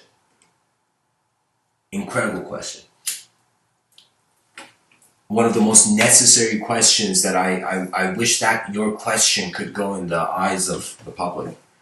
so that the world could start thinking about it. But I'm telling you this, can spirituality and capitalism go together? Well, technically, spirituality sees the whole world as an illusion, and capitalism is succeeding in this illusion. So, in a way, traditional spirituality that thinks life is a dream can't. But spirituality doesn't mean just how our ancestors saw things. The modern spirituality doesn't mean it's the same stuff. Everybody has to go be yogis. You are a new being. You have your own spirituality, believe it or not. But this spirituality has only, like the word spirituality, what it really is a mask for is, in some sense, wondering about what, and how would I say it? For how the who that experiences the sensory perception is there. That's spirituality. So you're telling me if we can have capitalists that are enlightened human beings? Yes, but their civilization may not be enlightened. You could definitely have capitalists that could be good human beings. Elon Musk, for me, is kind of like an enlightened capitalist. When you look at all the different capital, all the product, like Elon Musk is why I have respect for capitalism.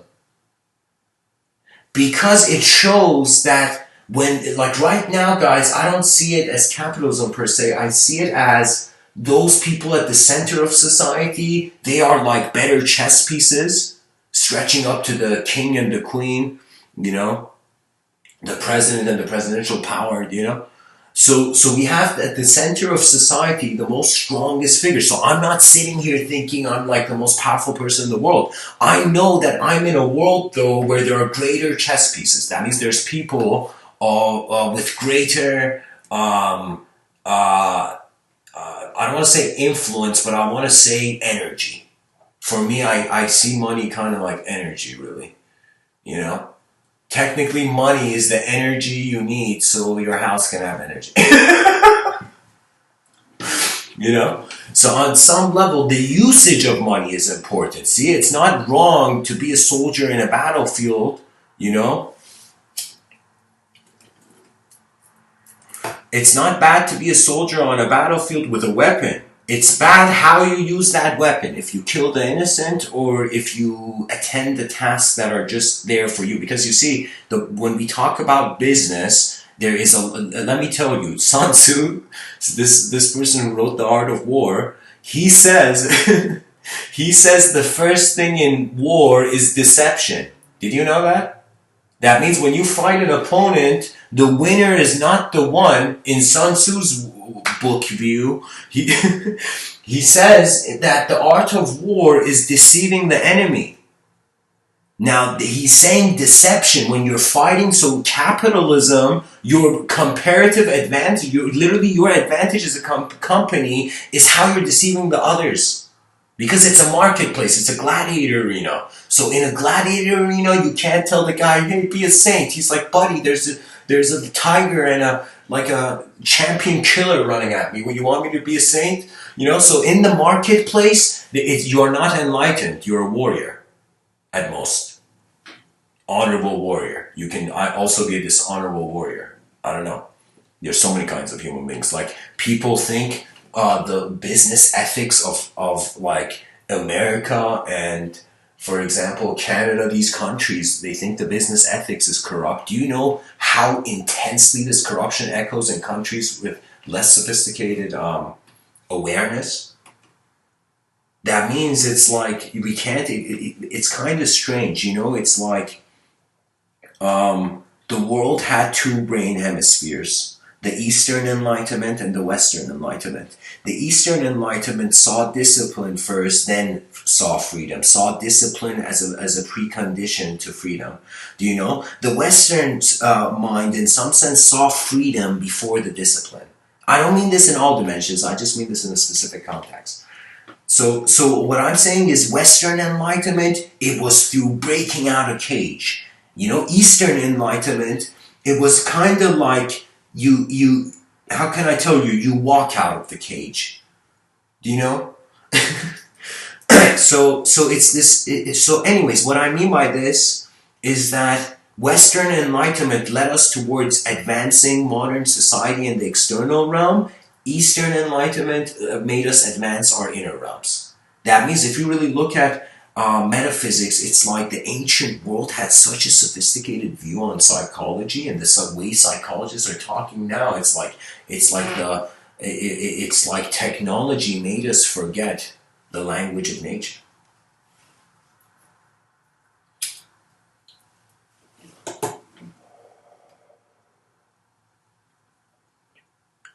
I don't know about the morality of human. The morality of the human being is such a big discussion because every day it's branching in new forms. Because there's new human beings. There's literally a human being walking in the street. It's like a value system upon the world walking. You know.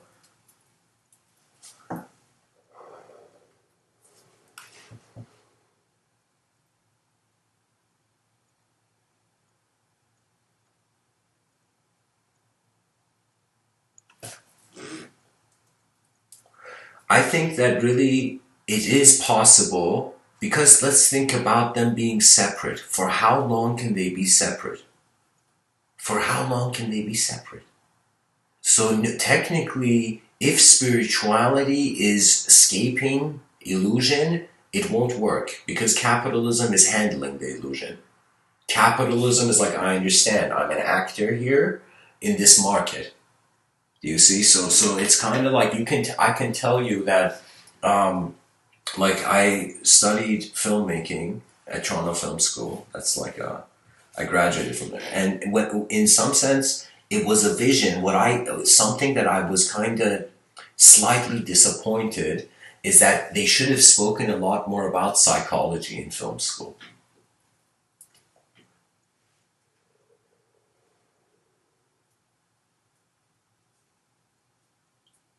That means a film school that doesn't explain what the emotion is, what the thought is, has no model to share, leaves it all to experience. So I feel for now, we don't have technically engineer like filmmakers. We have, right now, the way they're making films, I feel, of course, this is a too generalized comment, but I'm saying like, in my view, it's like directors are being drawn thinking that art is releasing whatever without taking a good look at the overall picture.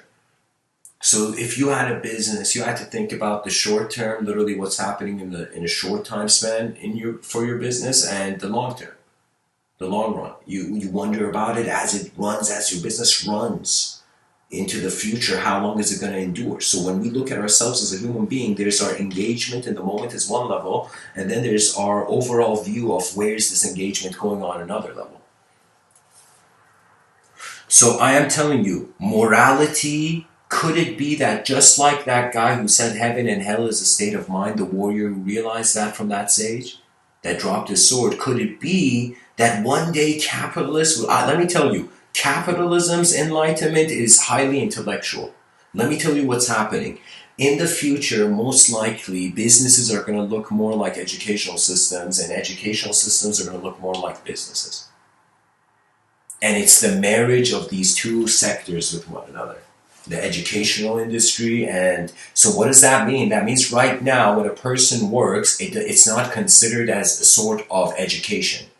But when you go to school and they're teaching you something, all teachings are experiences. So I'm telling you, there's going to come a time where the person's going to see that it's not that they go with an empty resume, I worked in this company. The person was educated in that environment. So if I was an employer, I would try to see what kind of environments the employee has familiarity with, right? And does it match the environment that I have, for example? And a smart employee, guys, I think this is the thing. I did this and it was a quick, things went quick, And what happened was that I literally, how can I tell you? I asked the person, in some sense, what they were looking for. And that, I think, blew the guy's mind. Yeah. I'm telling you, this life, you have access to eagle vision. You can look at things on the branch, or you could fly in the sky and see the whole forest. That's my summation. Capitalism right now, it has two modes. You can say capitalist, it's a highly spiritual experience when you become a billionaire, I'm sure. Like you can't be more, like it's like a lottery winning ticket kind of thing, right? So you can say the moment the guy becomes a billionaire suddenly, let's say the guy was a shoemaker and he became a billionaire. We definitely need, like, that's definitely it. Even if it's not true, that story's inspiring. Listen, we imbue phenomena with meaning.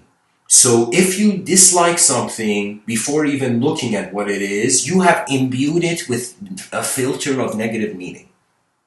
I am telling you, look at questions as a designer, but answer them as your human nature.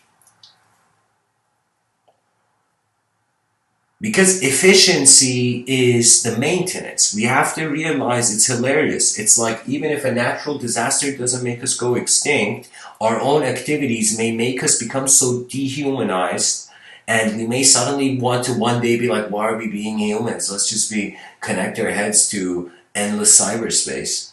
And so that would be a kind of like, imagine, I'm talking about maybe like, I've written about this in my science fiction novel, to the degree that instead of this is from my science fiction work I'm sharing, this idea, just to kind of make clear the context.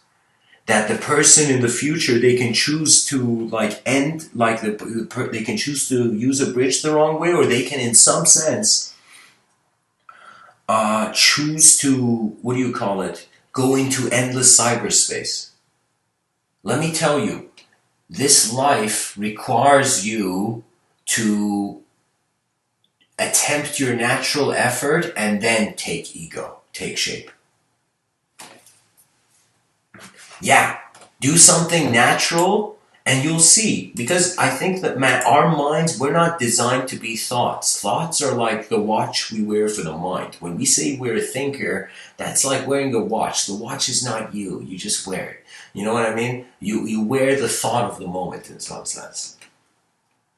And just look at the various, you can say, river canals that communication moves through. You in some sense can sit in a moment and suddenly get a thought, like Edison was like, yo, light bulb.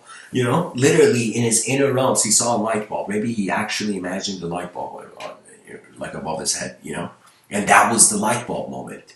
The moment where the light bulb got made. The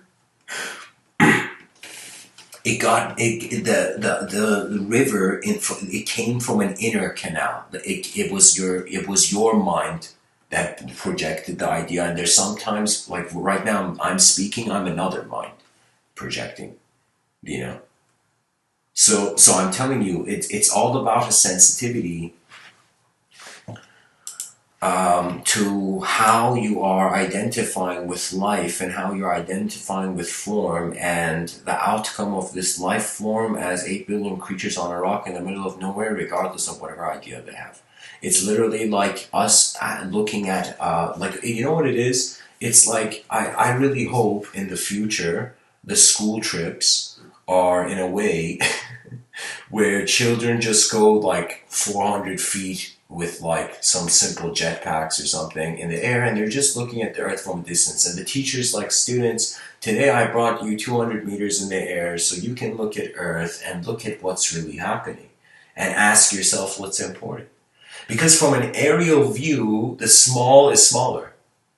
So when the small is smaller, you become more simply content with the big. When you realize there's a more small, there's a small to the small. The small is so small that it keeps getting smaller, smaller, smaller, and literally I could just keep saying it's getting smaller endlessly till the end of time, and it would be true, And so, because the more we look into the particle, smaller, smaller, smaller, smaller, endlessly. I feel, again, my morality, what I feel is right and wrong, it has access to filter itself through value systems that are in the past, like yesterday, everything I've heard till now, for example. Let's say, I mean, it's kind of difficult to talk about it because on some level, if everything is happening at the same time, individual consciousness will always appear as an illusion to itself. So I don't know. It's let's redirect the flight.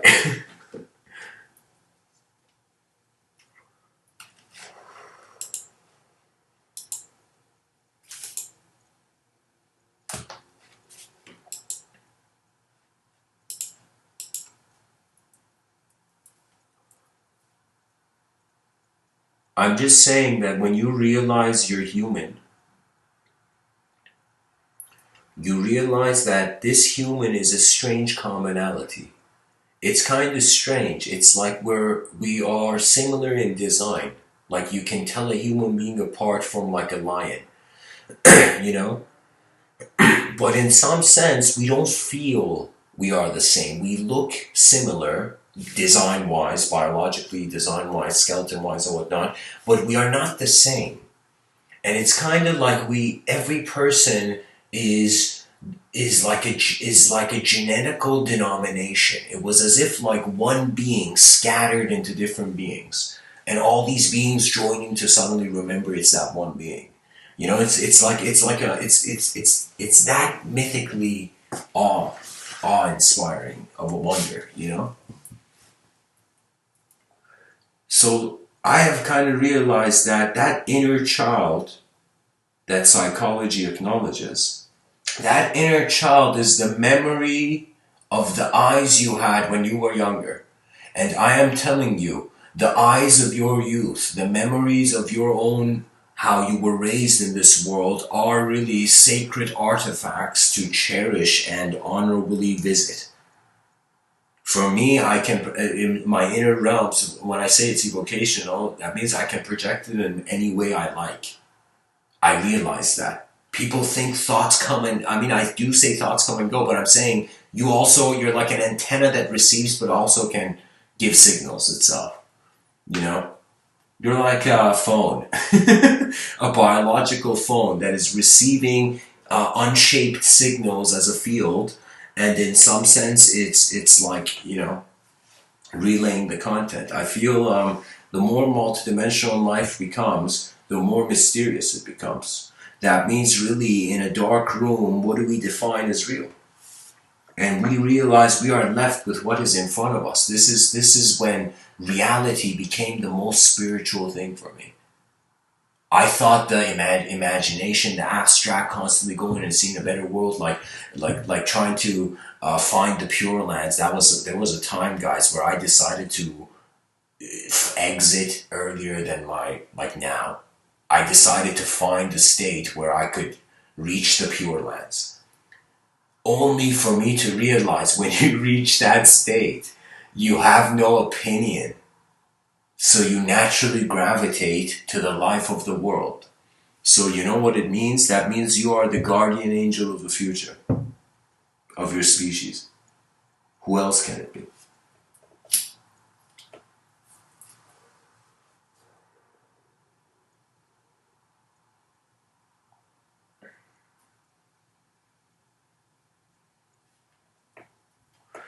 You know, it's like this, guys. Think of it this way. Imagine you were born, and the moment you were born, you were signed up in this martial arts school. And the moment you were in this martial arts school, you just started practicing kicking and just endless. You were that, imagine you were like a strange problem for the Now, okay, here, let's create this situation.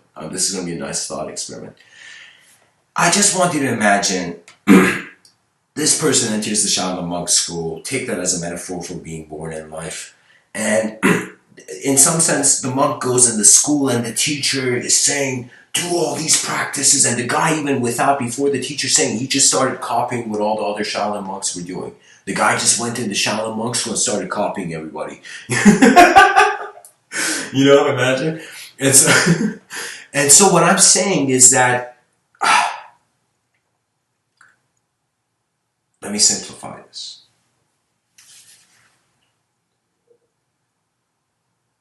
The Shaolin monk that entered the school endlessly fought, was trying to master all physical movement, and after a while, even the Shaolin monk headmaster was like, "Whoa, this kid's next level. He's endlessly not sleeping, but endlessly energized and constantly practicing."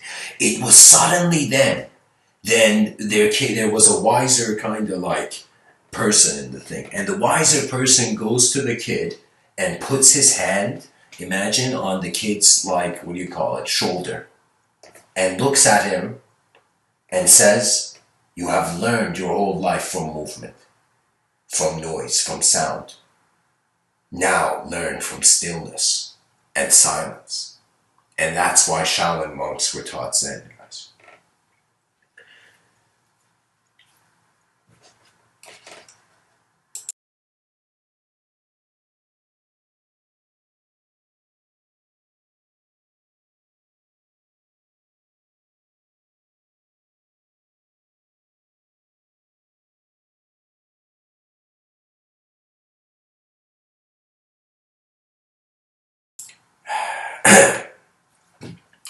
Sorry, guys, I need a quick breather just to let the audience know, like a couple-minute breather, and then I'll be back. So thanks everybody who's tuned in so far and might tune out. Anyways, I'll be back, guys.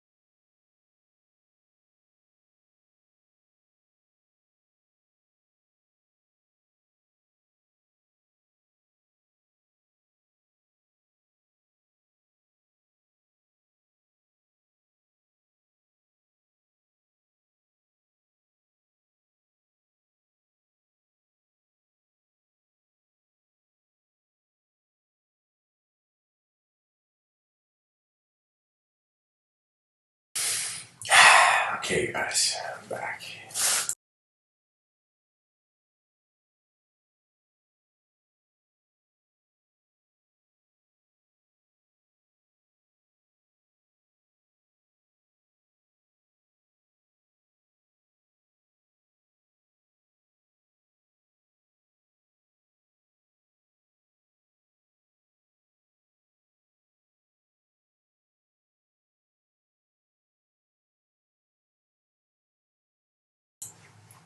Okay.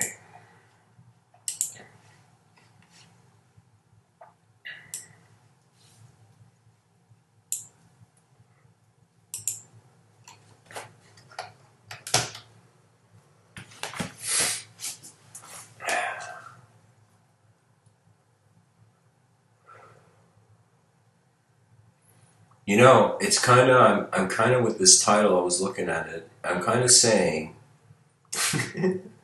that in some sense, when you feel very vulnerable, you get access to a new way, you get a new access to your decency.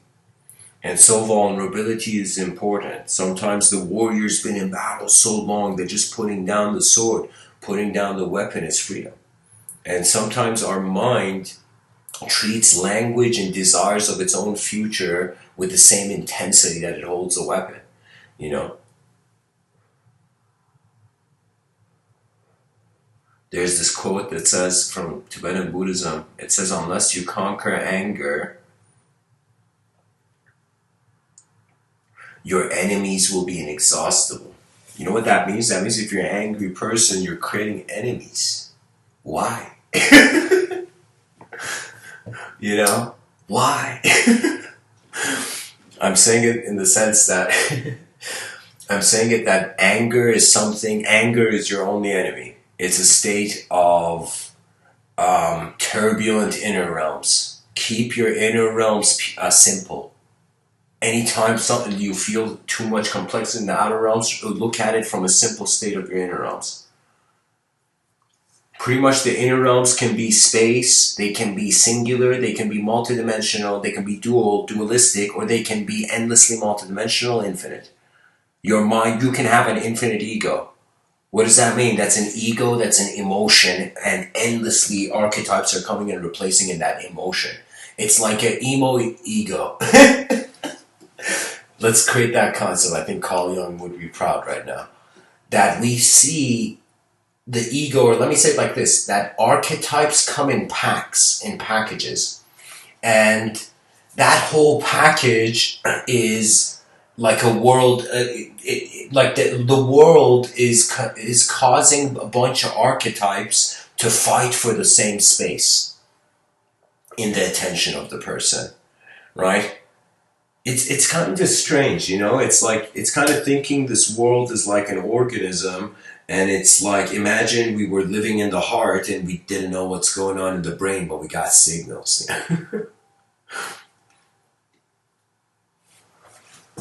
It's okay to be, when I say, guys, weak and strong, I'm not telling people just endlessly act strong. Be human before you're weak and strong. Be natural. And natural doesn't mean complex future. It's all about really attention. I personally don't give, like, identity for me is not a mask. Identity for me is the relationship of the environment and my mind. And not just the relationship of the, check it out, a person's identity can be said to have these factors. It's the relationship of the person's mind with their own mind, the person's mind with the world, and with the environment, and the environment's relationship with the environment, and the environment's relationship with the mind. So I'm telling you, I don't know if, like, I'm just trying to tell you that could be split into these four avenues again, these four options.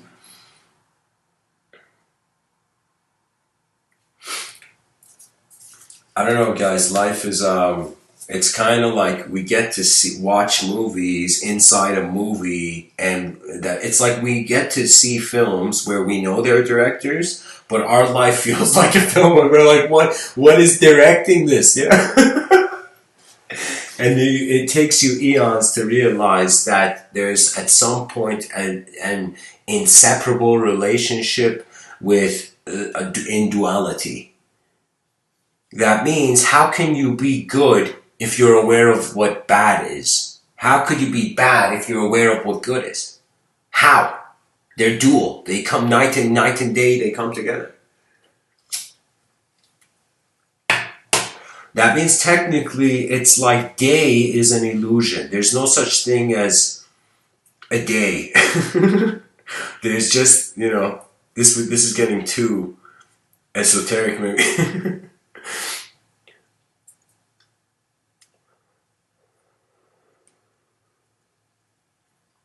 You look at animals, they don't doubt. Have you noticed animals don't doubt? Not that they don't doubt, they calculate, they're aware of physical phenomena, but they don't, like so many animals, it's as if they see the human being, but they can't process what it means that there's a human being there. But we're that creature that sees another human being and has the potential to communicate all these other next level abilities. That means compared to other species on this planet, we're like, aliens.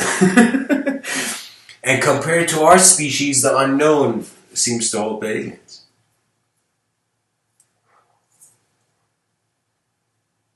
I feel we are moments of attention, and this attention can zoom in on the content of the moment and identify as it.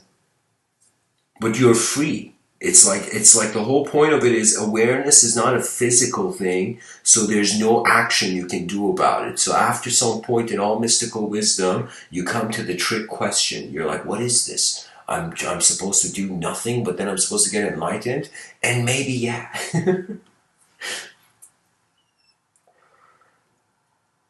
I've considered like this. So guys, Obi Shinobi says, are we both the actor and director in this movie? I see it like this. Every person has access to two realms. I'll write it down in case if my pronunciation is intense. These, okay, I mean realms, okay? So what does that mean? That means in front of your eyes, your outer realm. Behind your eyes, your inner realms. Behind your eyes, you're the video game player behind the screen. In front of your eyes, you're the video game character in the game of matter, physical reality. Right? So I feel we are like simulating ourselves as characters due to being kind of naturally waking up.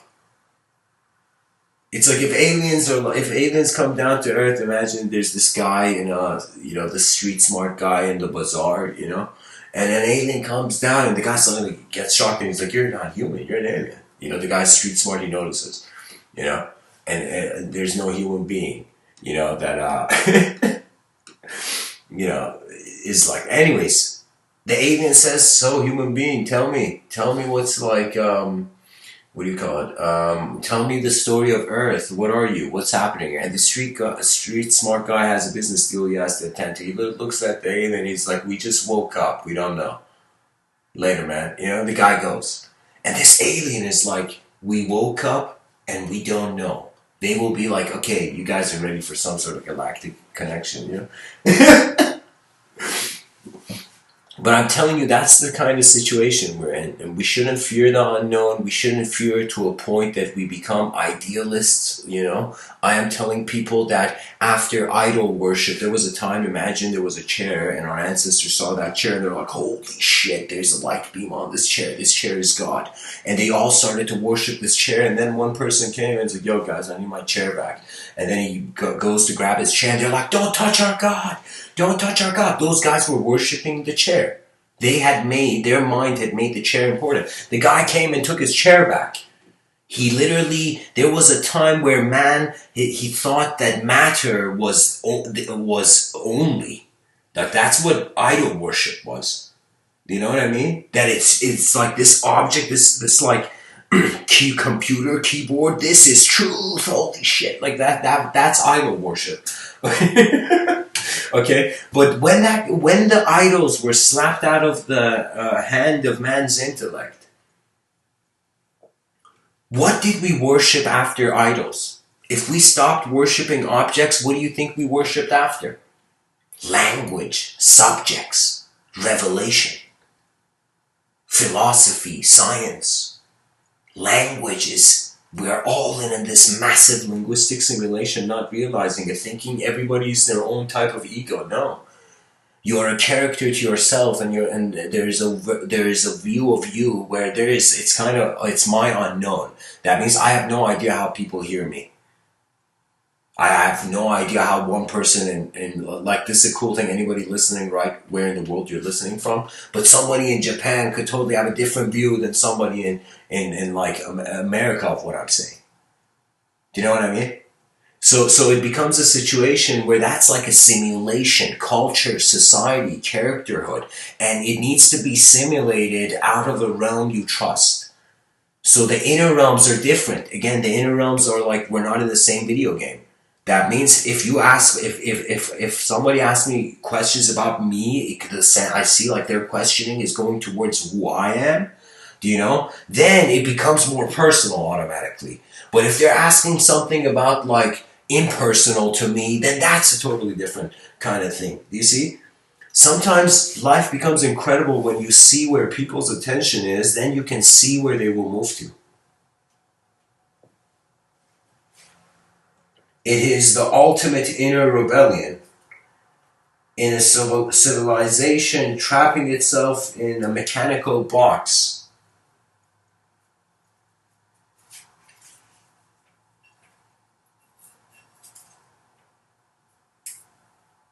We are remembering the joy of climbing trees. That's the joy of climbing a tree. There's no meaning, there's nothing, there's just, you are real, the world is real, and it's an engagement, it's an application of intelligence no longer being a measurement, but the moment the setting becomes multidimensional, rationality. This is why, like, in some sense, rationality can see a certain level. For me, rationality is like, it's a sergeant on the battlefield, and I feel like the general. And when I rationalize something, it's as if I want to look at something through a certain lens, you know?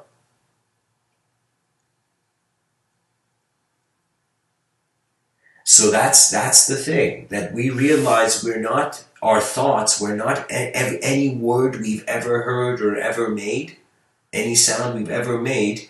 We are energy conscious of itself at some level, which is just the level of being, and we're also a human mobile creature.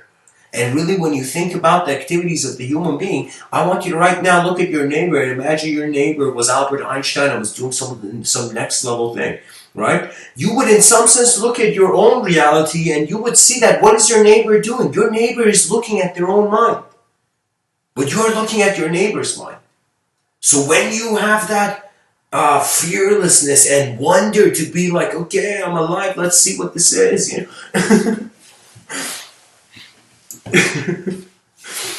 Oh man. There's this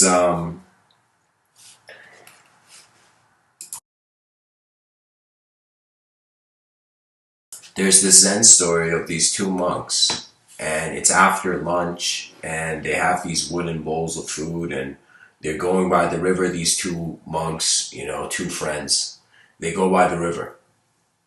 They're just two monks, okay? And then they go by the river. One of the monks sees a scorpion, like a lost tourist, has made a wrong turn and is being pushed aside by the waves of the river. And this monk instantly, just like the scorpion's tail, instantly scoops the scorpion from drowning, but the scorpion stings him and he drops the bowl on the ground and the scorpion's now in the bowl, right? And the scorpion can't climb out or something.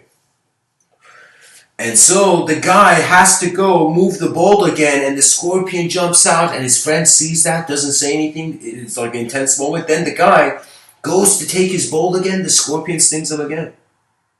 And then his friend, you know, comes up to him and says,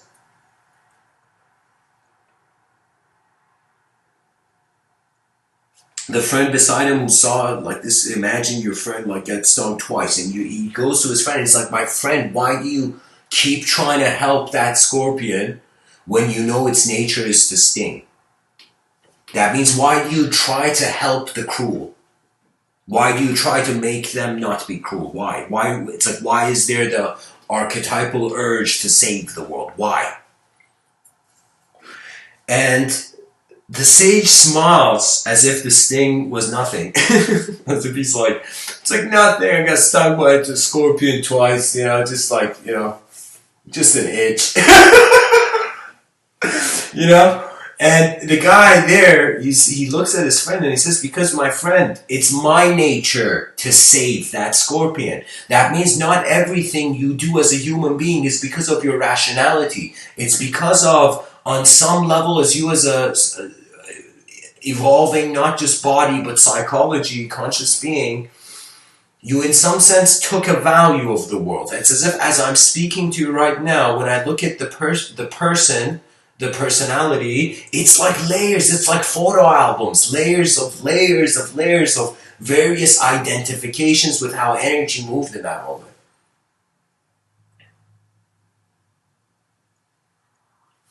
I remember giving this talk, I called it Hunter-Gatherer of the Inner Realms.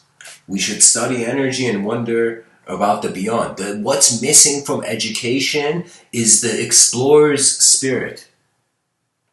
We literally need, more people in the educational system like Jon Snow from Game of Thrones. He wasn't there watching the night in the Night's Watch. He also went beyond the wall. And we need literally education to be like the Night's Watch, and we're constantly sending scouts into the unknown and extracting information, and an educational system for the first time comes and says, human beings, there is no end to learning. It's an open valve. We have tools. And in some sense, money isn't... money, let's say, was somehow like, they became like enlightened people, went to the educational system, and suddenly they're like, why are these poor kids? They're like, it's all these politicians saying, we got to keep kids in school and we got to have more funding for education. But they don't realize if the educationals, why do the kids go outside of school and go join gangs? Because they're looking for money. And if they got money from their education, they got money, they would value it, even though it would be egoic at first. But after some point, they will hear the greater calls of humanity, that it doesn't matter whoever you are, if your eyes are open, dare to walk and see what else there is. That's the educational system I'm waiting for. Where in the news, the most greatest, like every day you turn on the news, it's like, all right, world problem identified, world problem, like various human beings give blueprints to how to solve that world problem, There needs to be this global community that comes and says, before we are anything else, we are human beings. And if you want to get uber mystical, we're being before we're doing any human activity. And that's the entrance into the mind. That it is your life. It is your life.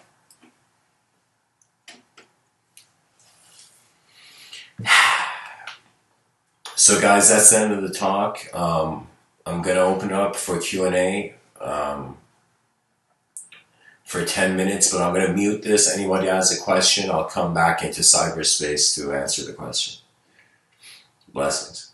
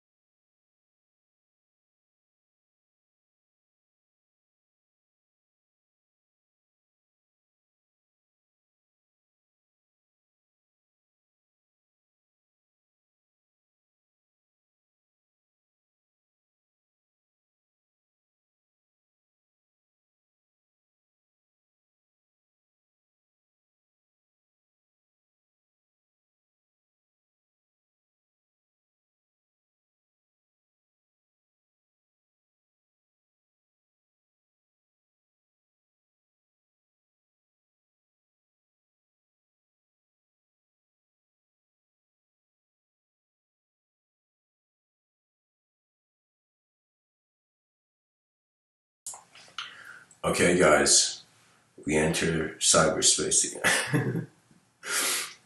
So Obi-Wan Shinobi asked, I'm interested to hear what your take is on the being part of human being. The human being has an obligation to the outer realm and the inner realm, but that obligation only comes with the awareness of it. That means there's one view that are things like laws, where you're forced to abide in all dimensions by, and there's things that are just responsibilities of the moment. And what does that mean? That means really no one other than the human being can update civilization. Really, what? The animals are gonna come and build our future? So it's like the strange ascension from our animal instincts to our civility means that we have more in our control. So even though it seems on some level that we're overpopulation and recklessness and carelessness is expanding, but on some level at the same time we are seeing more, you know? And it's kind of the strange way where we are the DNA's eyes, you know?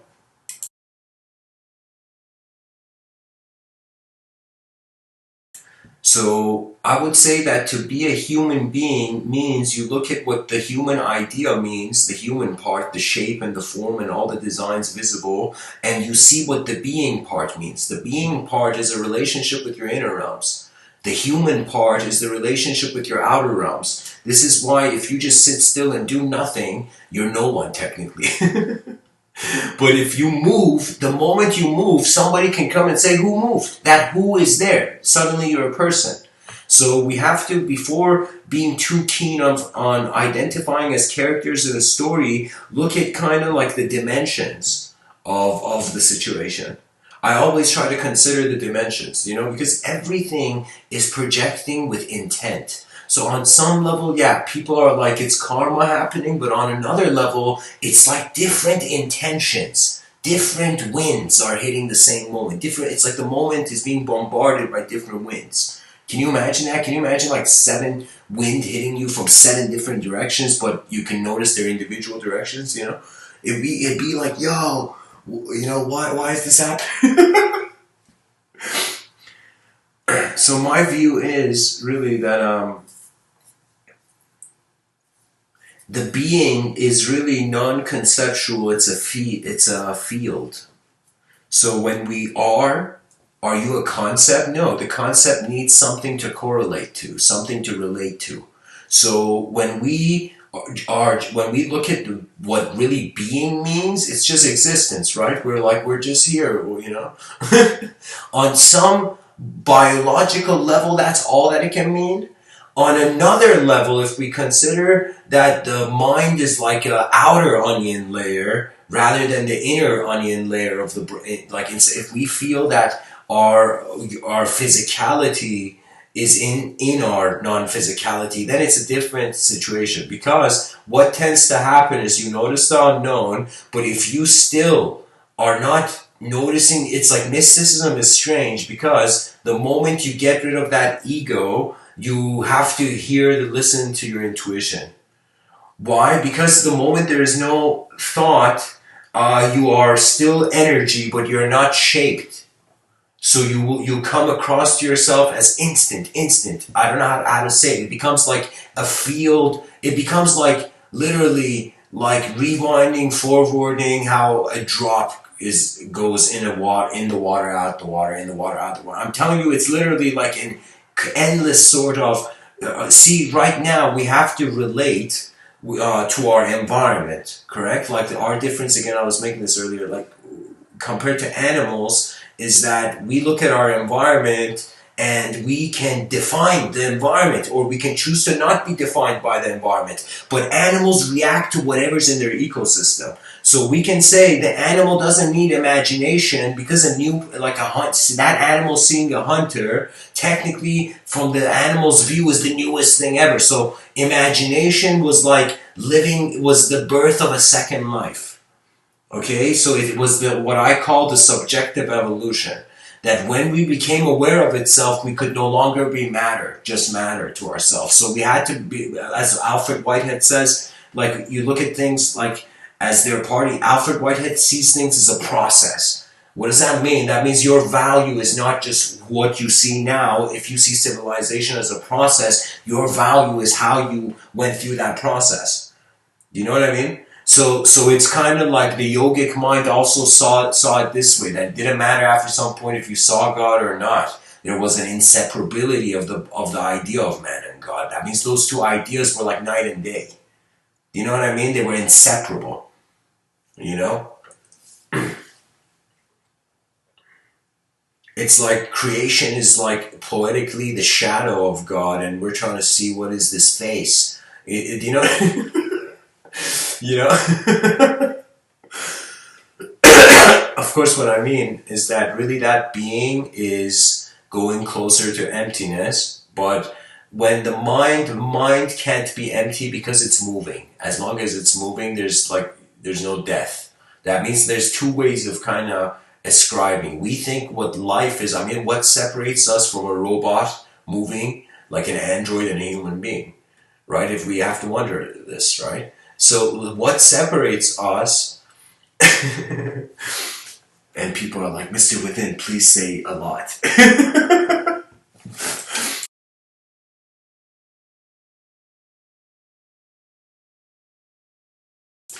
I don't know. I'm just saying that we have access to being space before we're the matter in this space. AI doesn't, and no robotic technology has that ability. So you see, it's like they are limited to matter. So for me, AI is going to open our eyes and it's like, are these aliens in front of me? I feel it's a dissolution of a dependence conditionally on archetypal living. Living constantly as a character in a story. The true nature of being is not a character in world. The self-world thing, that's why it's kind of seen as like the young soul that wants to find that wants to talk to other beings and dimensions. That's the young soul. Like really young, you know? Like still not having realized the nature of energy before form. The nature of energy doesn't have a personality. That means I wouldn't be surprised if some of these Tai Chi masters literally, if you ask them a question and they're silent, they're not silent because they are like they don't have an answer. They're silent because they're not their self to themselves. They're in a movement of energy. And there's the movement of energy in the body. Everything that moves, in some sense, kind of creates purpose for itself. That's why sometimes I was like, what's my life purpose? And then I looked at my childhood. And then I was like, yo, could there be clues in my childhood? What was I drawn to as a kid? You know? And I realized, nah, there wasn't that many clues. I mean, there was. I mean, things grow through each other. It's technically, I created a term for it, experience tunneling. We're tunneling through different states of mind. And the residue of like a state of mind from a couple moments ago lingers more vividly than the residue of like, I remember much, you know, is quicker what I remember, what I ate like, you know, a couple hours ago and compared to what I ate last year, you know. I think it's learning to be comfortable that it's okay for things to be and that it's an opportunity that we're intelligent. And when you see your intelligence as an opportunity, you'll be like, wait a minute, so you're telling me it's an opportunity for me to be at this evolutionary state of the human being and I'm just looking at the suffering this whole time, I'm looking at the thorns of the rose this whole time, and I will tell you, yeah, all those statistics, depression statistics, it's like they saw the thorns, but they didn't see the roses, you know? That means that's the whole thing. It's your decency, which is your character. So it's like when the person gets a fascination to see who they will be before they try something, you really tap into that rhythmic intelligence I'm speaking about. So think of it this way. The best way to comprehend your humanity is by moving. The best way to comprehend your being is by being still. So I would say don't worry about my take on being. Go experience it yourself. You'll notice it. Usually I think what happens is the mind is like has endless ripples. So all those people who are like, yo, I meditated, but I kept having thoughts. Those people, the guru failed. Whoever was watching over them failed. Because the idea is not that you shouldn't have thoughts. Thoughts are like ripples on a pond. You just let them settle, and then you're there in your clarity. Everybody think of it this way. It's like all those moments where the person's being inefficient. Couldn't you be efficient? Have you ever looked back at your childhood and you're like, yo, I could have done that so much better, you know? So I'm telling you, efficiency is always possible. We don't see it though unless we experience the inefficient. And that's the thing. If we can find a way to see the efficient, that means if we can fathom, for example, cyberspace kind of becoming dangerous in the future in regards to trapping the human being's attention from a natural world, like that's like us seeing an event before it has happened. You know what I mean? So I guess that's the best thing I can say, Obi. Guys, if there's more questions, keep them coming. If not, we must, in some sense, walk beyond our cyberspace life. I feel like that's going to be like wisdom, like 500 years from now. Walk over, beyond your cyberspace life. I don't know, guys. First, people are trying to escape the world. Then they realize there's nothing to escape. They've been escaping their true nature. Then they go in the battlefield. They see how the world moves. They see how their mind moves. And then at the end, you're left at the gate of wonder. People think energy is just from getting things. You can create instant energy. This can be debated physically, like in the body, but I think that technically, if the mind, if you don't know how many doctors have literally actual doctors, when I went for a checkup, the doctor literally told me stress can have an influence on your health, and I was like, okay, that means the opposite of stress can have an influence on your health. But what is the opposite of stress? So if stress has a negative influence on your health, technically it means stress makes you lower energy. So if you found a way of looking at the moment that was literally the reverse, like whoever you are right now, look at something inefficient in your life, something you're not happy about, and just wonder about what the reverse looks like in your inner realms. And then you'll see, it's not that answers are found, but the world is the light, the lantern in the dark forest illuminates brighter. So we need something to hold on to, We need existence before we can really talk about experience. Because if experience was there before existence, that's what I'm saying. You can't really talk about it. It goes beyond the language threshold.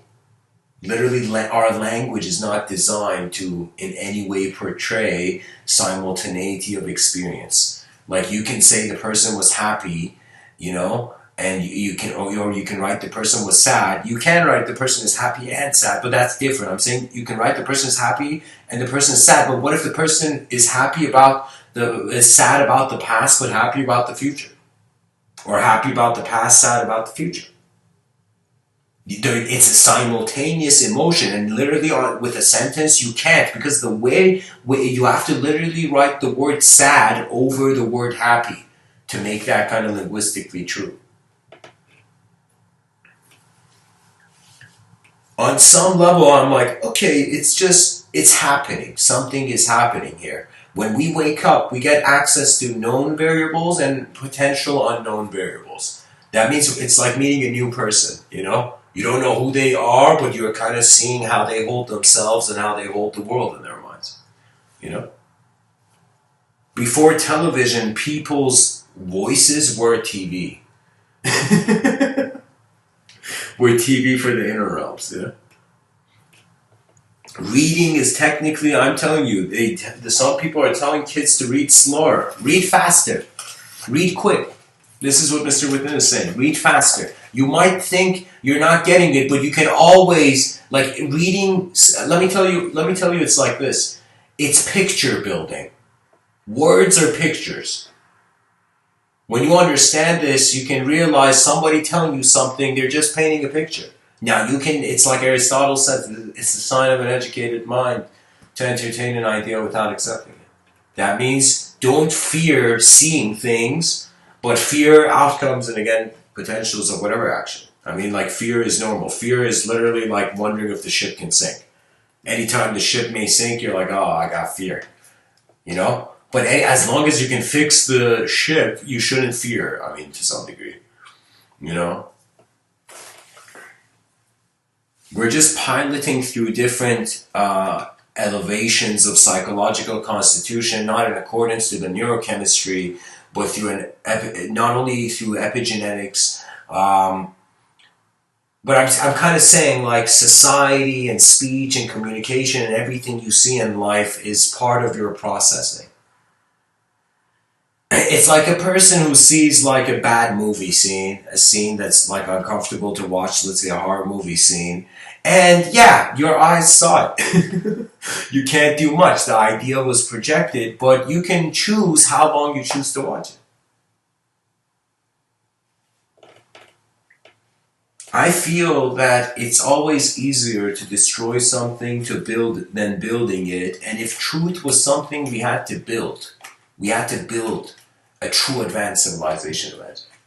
So it would literally mean in our minds we have to be way stronger than what's outside, but not not careless. You know what I mean? You gotta have like your human nature. You gotta kind of see it's like everybody's just a simple creature on a rock. You know, it doesn't matter what you have, you know? Doesn't matter technically even how you look like. This world is filled with so much weird stuff. I'm telling you. But at the same time, the beautiful exists and the roars of the lion will echo far. And what really beauty is beauty in the outer dimensions, beauty in the inner dimensions, and then beauty of when the world is ready to be beautiful. Think as if right now, everything you wanted, in an instant it came to you. What then? What then? Wonder right now if you had been a billionaire for 10 years, what would that feel like?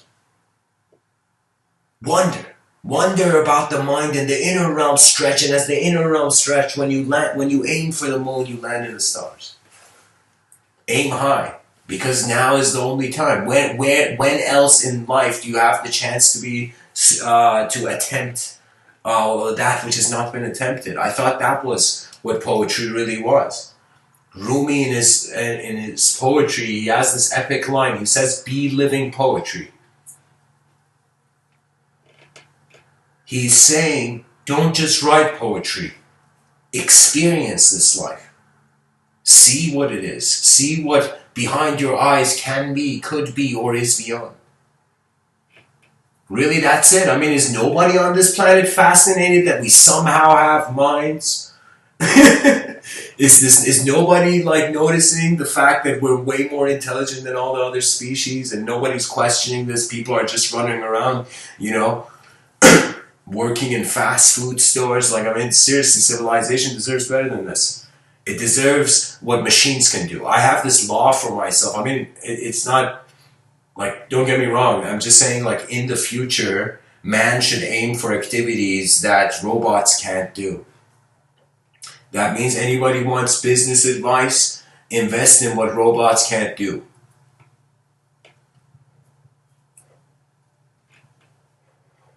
Which really means that if robots are doing all the physical work, human beings have to create a new physical agenda. And the word agenda has been given a bad rap. I mean, usually it has a messed up connotation. But I'm telling you what it is literally, it's a commanding force. It's literally like, what? Do we wait? Do these candles wait to melt? Do they do nothing and keep abiding by the same pattern of the system and not changing? Or do you attempt the new? What greater honor is there than attempting the new? Because honor was to keep the past proud at its core. That means the samurai's honor, he was remembering his lineage. Do you know it was a conscious activity, even though a fatal activity, what samurai did to themselves. but it was still a moment, right? And I'm telling you, we have this obsession with the physical, not realizing as the physical is projecting, moving as the objective is moving the subjective, that which witnesses the subjective is also moving the object as the subject. And I think that was a good way of saying it, I think. So that's my answer, Obi Shinobi, I guess. Speaking to Jedi ninjas nowadays.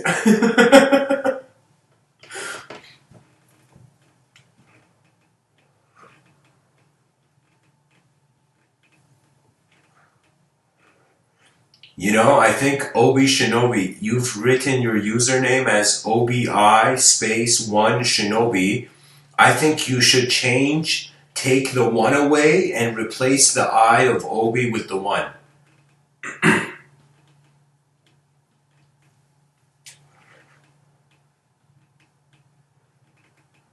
Or maybe write an 11 there, I don't know.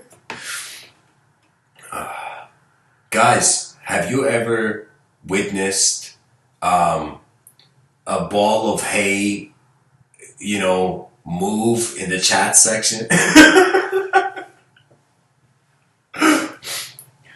Like those movies where, empty street, they want to show it's empty so a gust of wind hits the street.